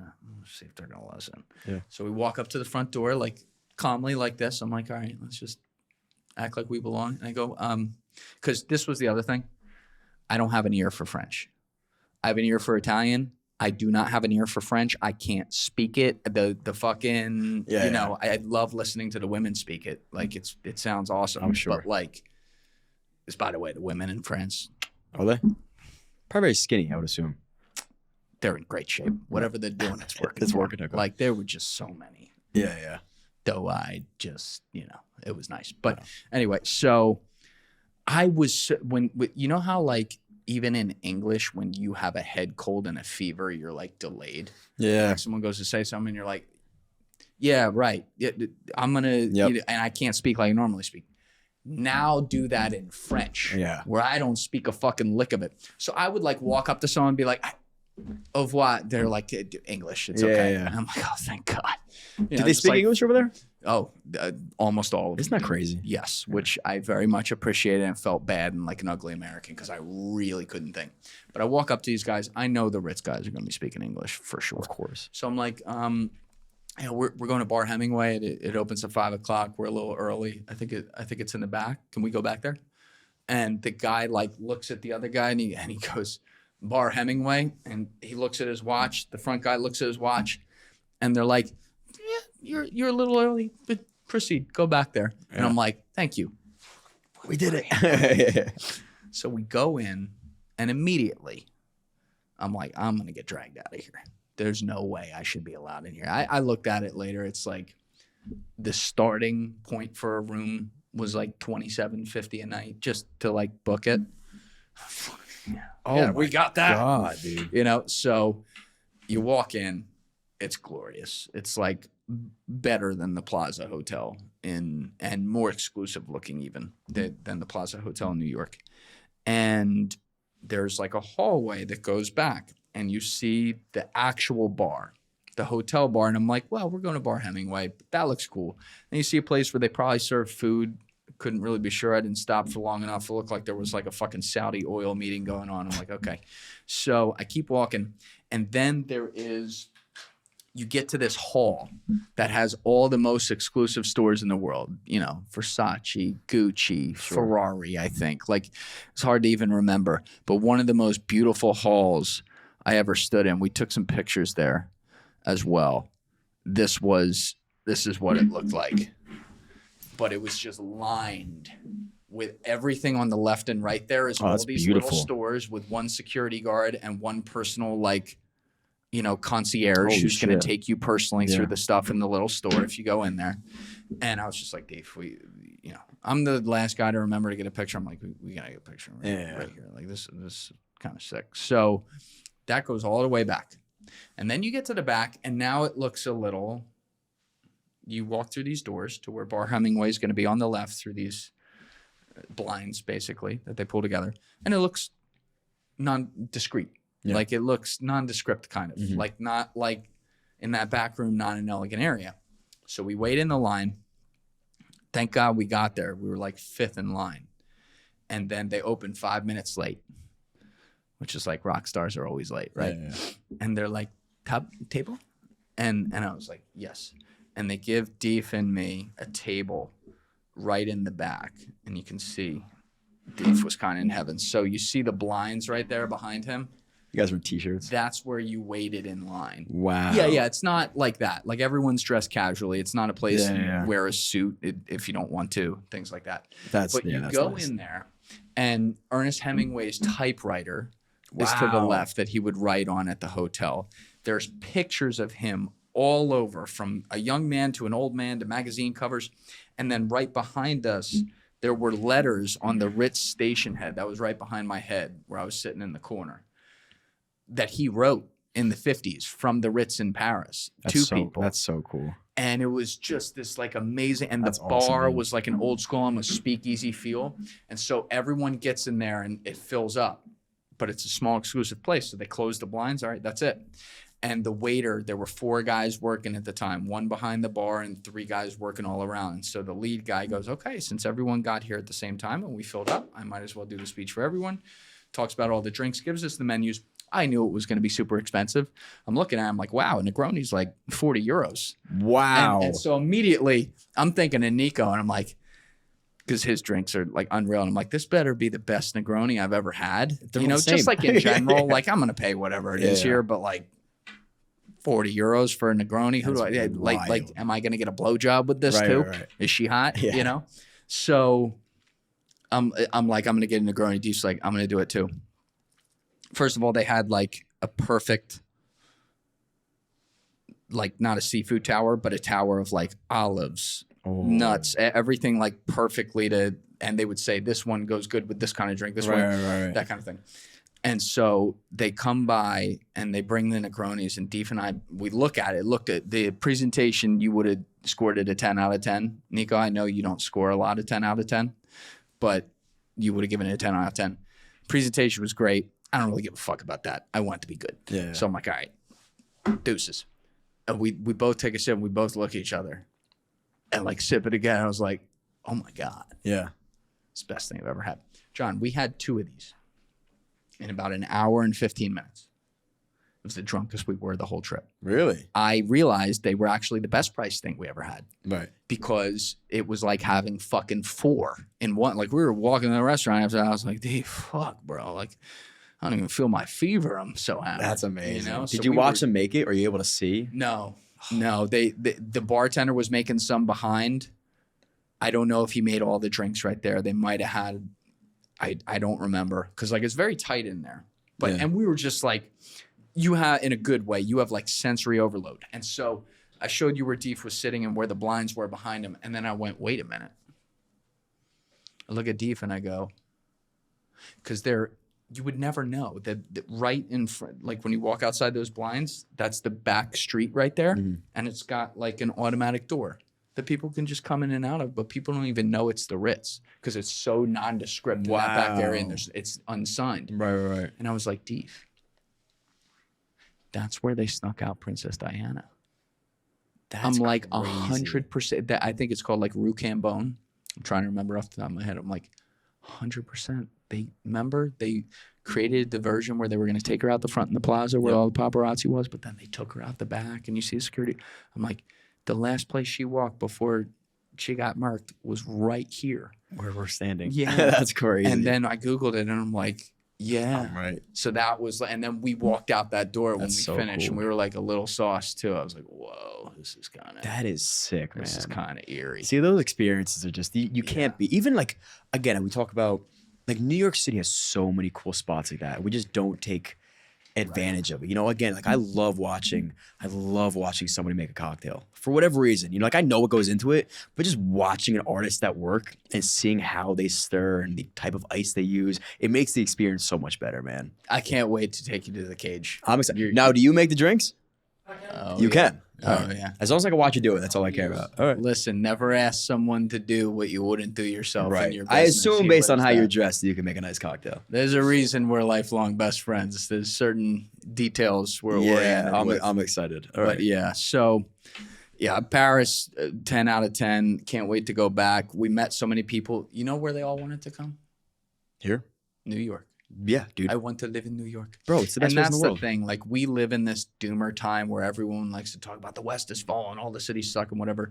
Shit is fine, bro. Like, I don't even know if Zoran can mess this up. I mean, we lived through fucking 9 years or whatever it was of de Blasio, who's Right. the worst mayor of all time. It's like, Adams did a great job cleaning up a lot of the city. Hopefully it doesn't fall back a little bit. But like, place like Paris that gets shit online all the time, beautiful. Bravo. It was incredible. That's So that was incredible, a great first leg. And then I was I don't know, I felt very weird about going back to Rome because I lived there in college. I didn't know you lived there. Well, you studied Yeah, abroad? yeah, I studied there. And it was probably the best time in my life. Oh, for really? sure. Yeah. And at the time, like I could speak Italian like fluently. I never spoke it again after that. So I can understand it when people speak it, but I can't speak it, which is really sad. But, you know, I really lived in the culture there and understood it inside and out. I visited my family throughout the country as well because I'm half Italian on both sides, so I had family all over the place. Traveled all throughout Italy. Got to go see our friends in Greece when I was over there as well. That was one place I did go outside the country when I was there. But like, I felt so alive and at home in Rome. It really was like a special place to me. And when I was there, I was also extremely in love at the time. With a woman Uh-huh. that was there. Uh-huh. Where is she now? Not with me. You know, and that's Maybe I'll find that's a long time ago. So obviously that came and went and passed and it's fine. But I was always worried because I never went back. You know, I don't know if you can relate to this, but I was worried that like the memories and feelings of a place like that wouldn't be fully owned by me. Yeah. And it would be a very odd feeling. Someone you're very much not in love with now. That was a different time in your life, but at the time you were extremely in love with. Mhm. It was probably the most in love I ever was. Whoa. And so also in like this romantic place, you know, Yeah. you're away from all the bullshit of America. You're kind of out on an island doing your thing, like in a Feels like way. you'll never find that love again. Well, I mean, that's dark, but you know, it Oh, was just me? Oh, like, sorry. Oh, it continue. was, yeah, I mean, maybe, but I don't like to think like that. It's more like, how was I going to feel when I got on the ground? I know. Like, would it match the same feeling you had? Or would it kind of be like, I feel like Yeah. I don't own these memories. Yeah. I did everything Right. with her in all these places and whatever. And to my Hmm. happiness, you know, there were different things that happened there where I was like, ah. And the nice thing was when we first got there, it was fucking raining like a dog. I was still sick. And he dropped us off at the wrong spot. And I lost my bearings for a second where we were. And I was flipping out because we were staying right off Piazza Navona, which is like where Caesar got whacked. It's basically in the center of town. Yeah. And my favorite place in the city. So I'd hooked it up. We had a nicer hotel in Rome for sure. We had like a rooftop, full deck view of the city, like the whole bit. But it wasn't a hotel that I was familiar with. And then I couldn't figure out where it was from, and I was flipping the fuck out. And then Was Joey like, the "Hey, guy come from down." and Joe's like, dude, it's okay. Yeah. And then the guy at the front desk, I called him. He's like, oh, no, you're right here. He comes out, he gets us, we get in. I'm like, okay. So then we went and got food right there. This is Joe's first time in Italy. He's Italian, so like he's taking it in, which was cool to see. Oh. You know, I got him like a perfect bottle of wine to start, a little Nero d'Avola, and he was pumped. So when I lived in Rome, there's a bar off Piazza Navona on Via Tormelina that is called La Botticella, and it's known in common parlance as Steelers Bar, because for the last 34 years, the owner has been my friend Giovanni Poggi, who is from Abruzzo and grew up in Italy. When he was 4, he moved to Toronto with his mom and dad and sister until he was 15. So he speaks Toronto English. Wow. Right? Then he goes back to Rome. You know, he's in his mid-50s now. And he ends up having this bar. But when he was living in Toronto, he became a Steelers fan. So he started this thing 25 years ago where they would play the games at the bar. And so Steelers greats would end up coming to the bar, and Steelers fans from around the world would be like, oh, you got to go to Steelers bar that happens to be in this most historical part of the city. So I was like a fucking promoter for that place. I lived in that place. We were there every day. That was my boy. You know what I mean? And so it was such a great time in my life. I had beers with the most I had a beer alone at 4:00 in the afternoon with the governor of Pennsylvania one day. That's crazy. You know, like this is where the skills of the podcast come in, where it's just like no one, everyone's just like whatever. It's like, what do you do? I'm the governor of Pennsylvania. Yeah, I'm the fucking king of England. What do you really do? No, really, I'm Tom Corbett. I'm the governor. I'm like, son of a bitch. That's pretty cool. Another beer, you know? And it was so relaxed. When I'd be in there, like Obama would be visiting and like the head of his security's having a beer next to me. You'd walk in there and a fucking cardinal's like drinking his fucking sorrows away. That's awesome. And some Irish guy, you know, talking to you like, listen, son, I've just lost everything in my life. It's like, all right, I ain't here for all that, pal. Give me a fucking Red Bull vodka. That's crazy. You know, and there was just so many cool things that happened there. Like when my family visited, they got to experience that. And I remember the last night there, Giovanni was like really sad that I was leaving. He's not like he's a Toronto Canadian hockey player. Like one of those, like, you having a good time? Okay, good. Yeah, he's not like an emotional guy like that. But he was like, so when you coming back?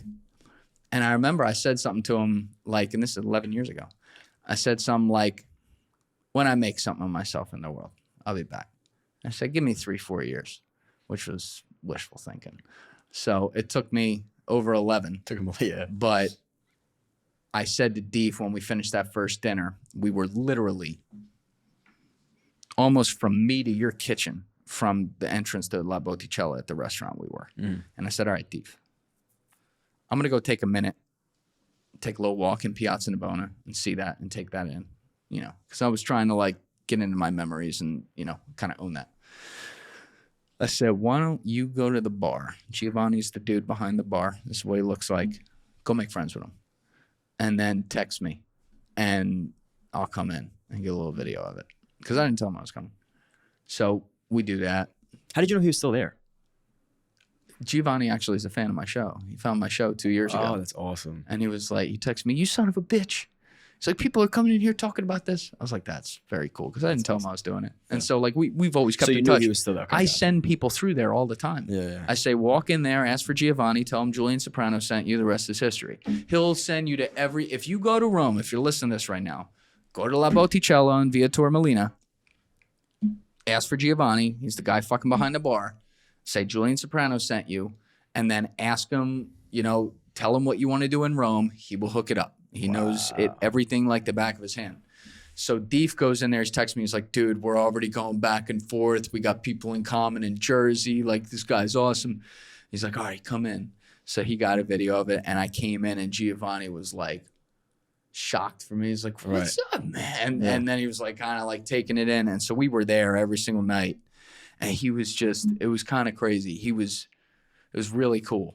He was so happy that I was back there. And he's like, you're coming back soon, right? I was like, yeah, I'll be back a lot sooner this time. That's awesome. But it was cool because it was almost like we never missed a beat. And like, this was a place I spent a lot of time. It's a place I send people through. And it was very cool to do that. And then the first day, Deef got the most efficient tour of Rome, if I may say, in the history of Rome, I think.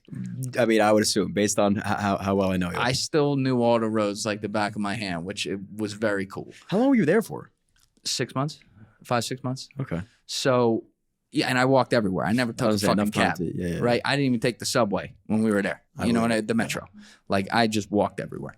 And so we go. It's like 12 o'clock. We grab a coffee in Piazza Navona. I'm like, here's Piazza Navona. I'm like, all right, we're doing it now. So I take them out of Piazza Navona, cross the first bridge, down to a left. We look at Castel Sant'Angelo. I'm like, there's Castel Sant'Angelo. Take a look at the architecture. Pretty fucking amazing. Okay, cool. Walk around that.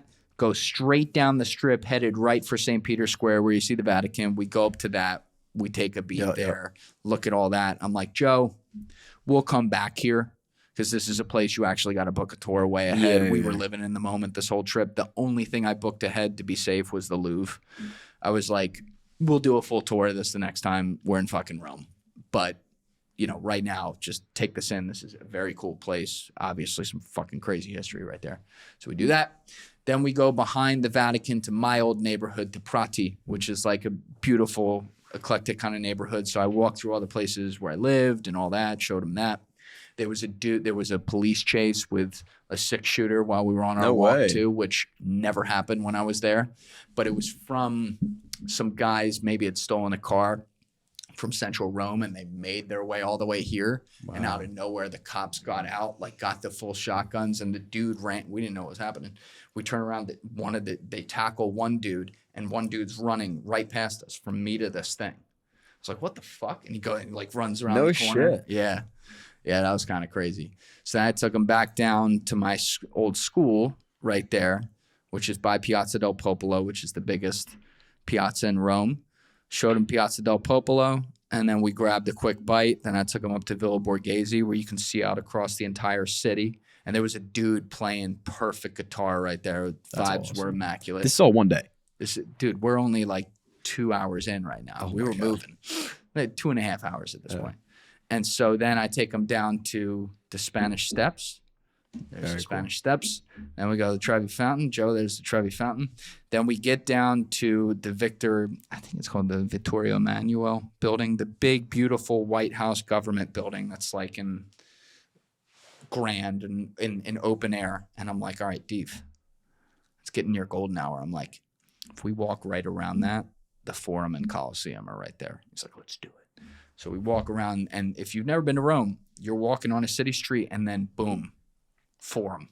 And you just got all these ancient relics, and everything's preserved. And then you're looking down, and you see the sun gleaming right on the Colosseum. And even I was like, man, I missed this. So we get to the Colosseum. We sat outside it, really looked at it, walked the entire outside. You could see inside as well. Immaculate. Can you go inside without a tour? I believe you have to do a tour with that. I've done that a couple of times before. So sick. But we did that, and then we walked up the Forum at golden hour, went to the Pantheon, which we did later tour. 2 days later, I took him in there and did that. But I said, here's the Pantheon. The outside architecture is fucking amazing, and it's in the middle of like a fucking side city street. And then we got into Piazza Navona. I said, Deef, you just saw Rome, bro. Like, you got it. That was about 4 hours and 10 minutes. He was like, wow. That's wild. Yeah. That's the way to do it, though. Because there is so much you're definitely going to miss it if you don't do something like that. Yeah, and I knew we were there. We were going to be there for 3.5 days. And I'm like, we're going to come back here.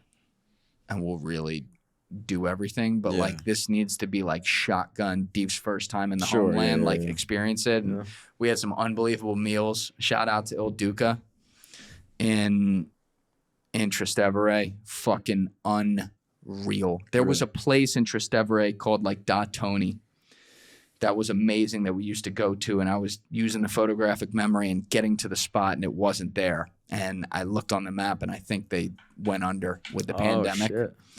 So I couldn't. I was like, Dave, it was right here. It was right here. It was right here. And then I'm like, fuck it. So I see this other spot that kind of looked like it. I'm like, this is the wrong street, but maybe it's the right. We go in there, and I'm like, nah, this is it. No, it's not it. All right, fuck it. Let's do it. There were no Americans in there. I was like, nice. Ooh. So we sit down, and it was like, fuck yeah. So then the next night, we came back, and they were so pumped to see us. Bro, I when I go to these places, you know me well. I order the menu. I'm the same way. And we just kind of, you know. Yeah, Deef was fucking dying, eating Yeah, everything. he doesn't eat that much. But it was fucking great. And it was, the last day was nice. Oh, Deef's, so Matty Ferrara's cousins, Luca and Antonio, live in Rome. Yeah. And so Deef knows them. Mhm. So they came to Giovanni's the second Oh, night, that's and we all awesome. hung out, and Hell Gio yeah. was pumped, like people that live in town. He's like, all right, you guys got to come back too. And so then the last day, Antonio came and met us for coffee in Piazza Navona, and we had like 3 hours, and I said to Deef, I said, you guys go take a walk. I need to go take a walk, like myself. And I went through all my old neighborhood, kind of looked at everything like myself, and it was nice to be back. And like I said, I talked to Giovanni. He's like, you're coming back soon, right? I was like, yes. Has it So changed at all? that was the thing. Everything was right where I left it. Huh. The People old place, changed? the old place I lived is no longer a hotel. It's condos, but it's the same thing. Yeah. My school actually just moved locations, but it's still a school. It's just a different school now. And everything else was exactly where I left it. And that's one of the things Giovanni said. He's like, shit doesn't change, does it? I said, no. I said, there's some awnings now post-COVID outside, which actually is a nice touch. So there's a little more outdoor seating at places there used to not be. But every road was the same. The cobblestone was lifted in the same places. The feel was all the same. Yeah. It was right at home, and it was a beautiful kind of way to. Which is crazy Yeah. because like you think of a town like Hoboken, like in the last couple of years, you've seen it change. Right. You know what I mean? Like in 11 years, the place has stayed the same. Have the people changed at all? Like I hear all this nonsense about there's so many tourists now and they're It's the all same. immigrating There's over always there. tourists there, but no, it's the same. It doesn't feel like There are it's actually bombarded. less pickpockets, which maybe shout out to like Tyler Oliveira and the guys like exposing that. That might have something to do with it. I'm sure. There were like when we were walking on certain bridges where I got my hands over my pockets, and you know this well from Barcelona, Nico, when you lived there. Like you gotta fucking watch. Yeah. There was no, You there were was good. no threat. Yeah. I wonder why.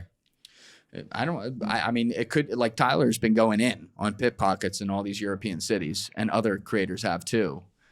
That Listen, might you get have exposed some, enough times. Yeah. That might have something to Think do about with like it. I mean, millions of views on the same thing. People are going to be a little Right.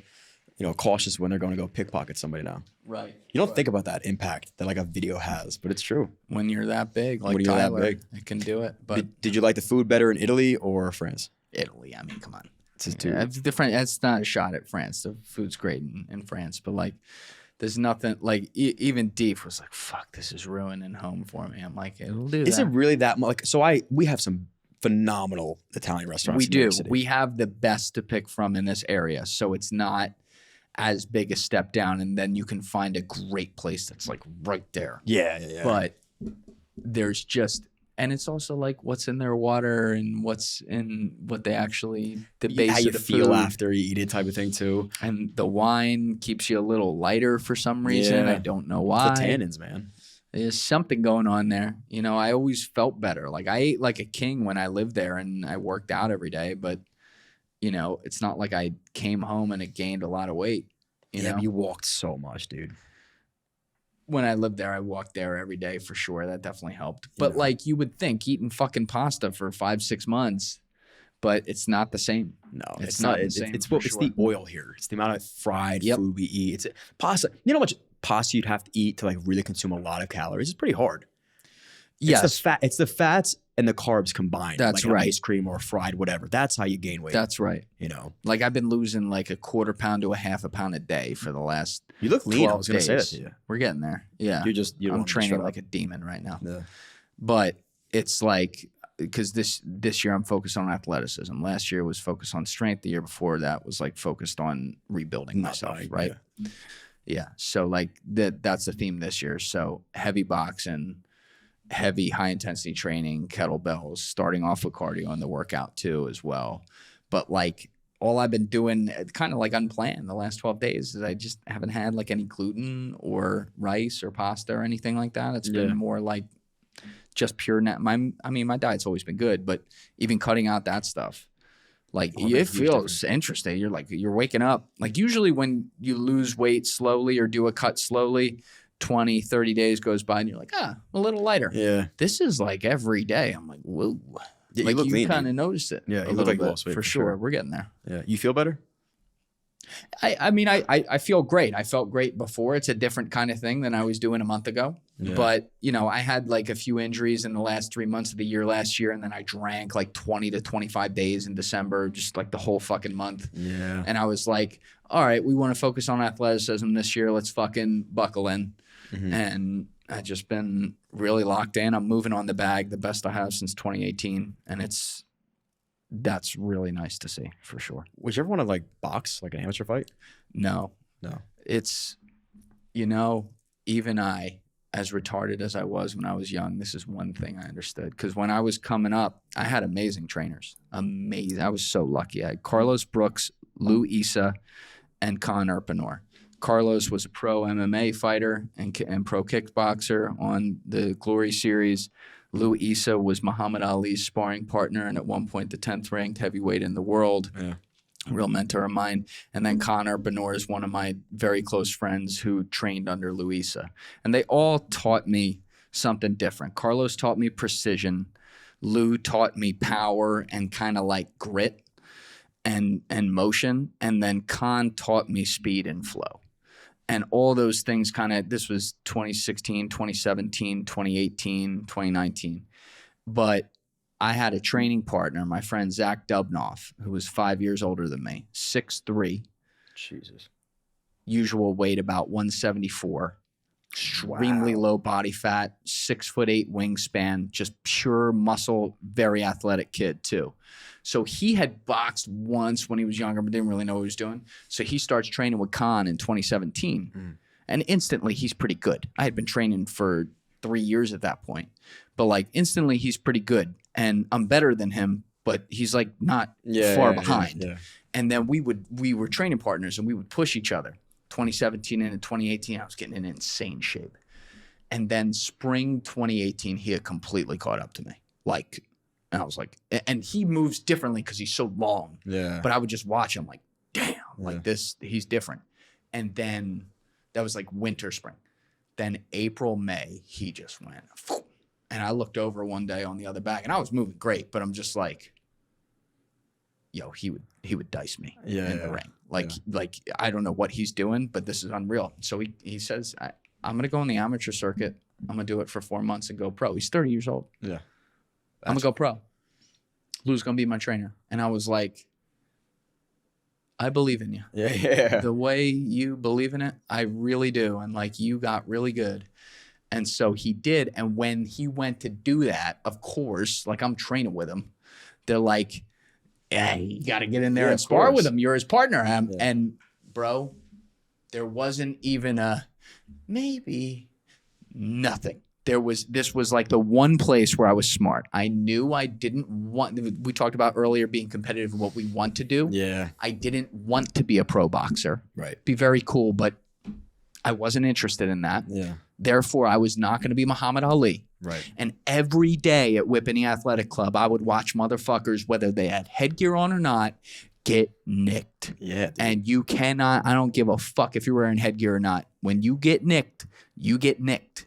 And like you get hit, that's what it is. And so I was like, no. I love training with this. I love the motion. I love the dance and the beauty that is boxing. The heavy bag does not hit back. Right.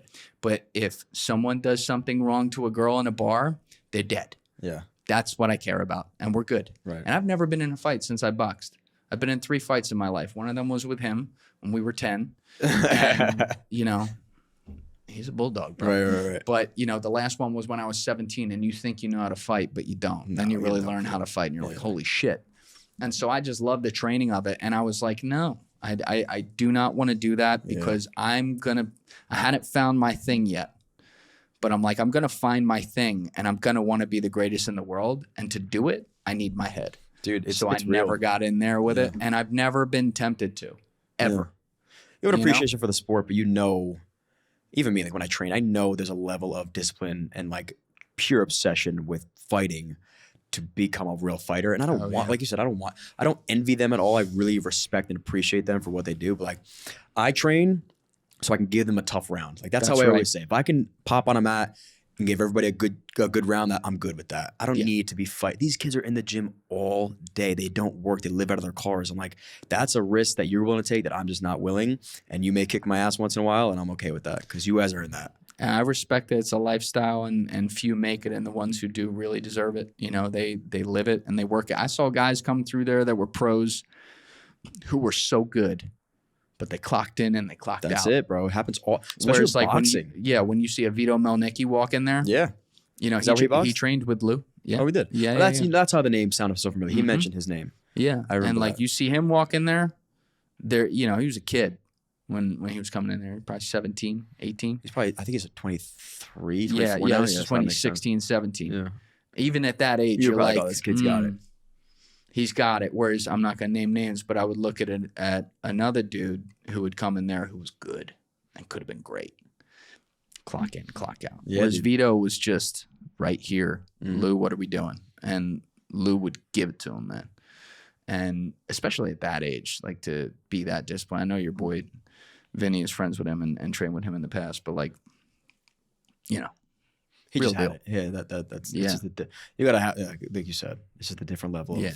For whatever reason, like we kind of talked about, like you fitting yourself into like a hole that you really don't belong in. Right. There's people that would have been gladiators back in the day. You know, That's like right. These are these fighters that just have a sick, whatever you want to call it. They like it. They enjoy getting hit and hitting, and they don't back down. Whereas like most average humans get hit one time. You slap somebody in the face at the bar. Most men are not hitting you back. They don't know even what to do. They're so usually shocked. You don't that even have to. You don't even have to. Yeah. They're so shocked they got hit in the face for the first time. Like, I don't even know what to do. There's a thing in humans that everyone instantly recognizes if you give them the opportunity, if they're dealing with someone who knows what they're doing. For sure. Because I've had, since I learned how to fight, I've probably had 4 or 5 close calls, all in bars. Yeah. Of course. And I'm the calmest person right there. And it's some drunk motherfucker causing a problem, usually with Yeah. like a female friend of mine or something. And I remember the last one. It hasn't been, the last one was September 2018 in fucking Grayson's on Houston Street. And this kid's causing a big problem, like clearly drunk out of his mind. And I just walked up and my hands were at my side. And I said, you don't want to do this. And instantly you could just see the life leave his eyes. I had just gotten my shoulder reconstructed 7 weeks earlier. So I was like, Please don't have me. fuck, I only got one hand here, Yeah. but he doesn't need to know that. Yeah, And that exactly. motherfucker quiet. He didn't say yes, sir, or anything, but like quieted, walked away. Yeah. I've seen that a million times with Happens all the guys I time, go man. into a bar with who know what they're doing. And when they're the calmest person in the room like that, the crazy people get it. Yeah. And when yeah. they don't, they learn. You gotta train once, like just to understand why there are men out here that will literally rape me Yes. if they wanted to. Yep. You know what they say? If one man can hold you down, 2 can rape you. Honestly, if one man can hold you down, that man could also rape you. So you don't even need 2. That got dark fast. I'm just saying. I want everybody out there to know you are rapeable if you do not train. Because he needs Okay. one hand to get everything else going. If you're not over 300 pounds, you know train. Duly noted. Yes, just Thank you. make sure. Yeah. Now everybody Thank knows to go train, do something. Wow, man, this was great. We could talk about anything. We talked for what, 3 hours? How long have we been in here for? It's almost like I do this for It's almost like you're a trained. Do you like being a guest as much as you like interviewing?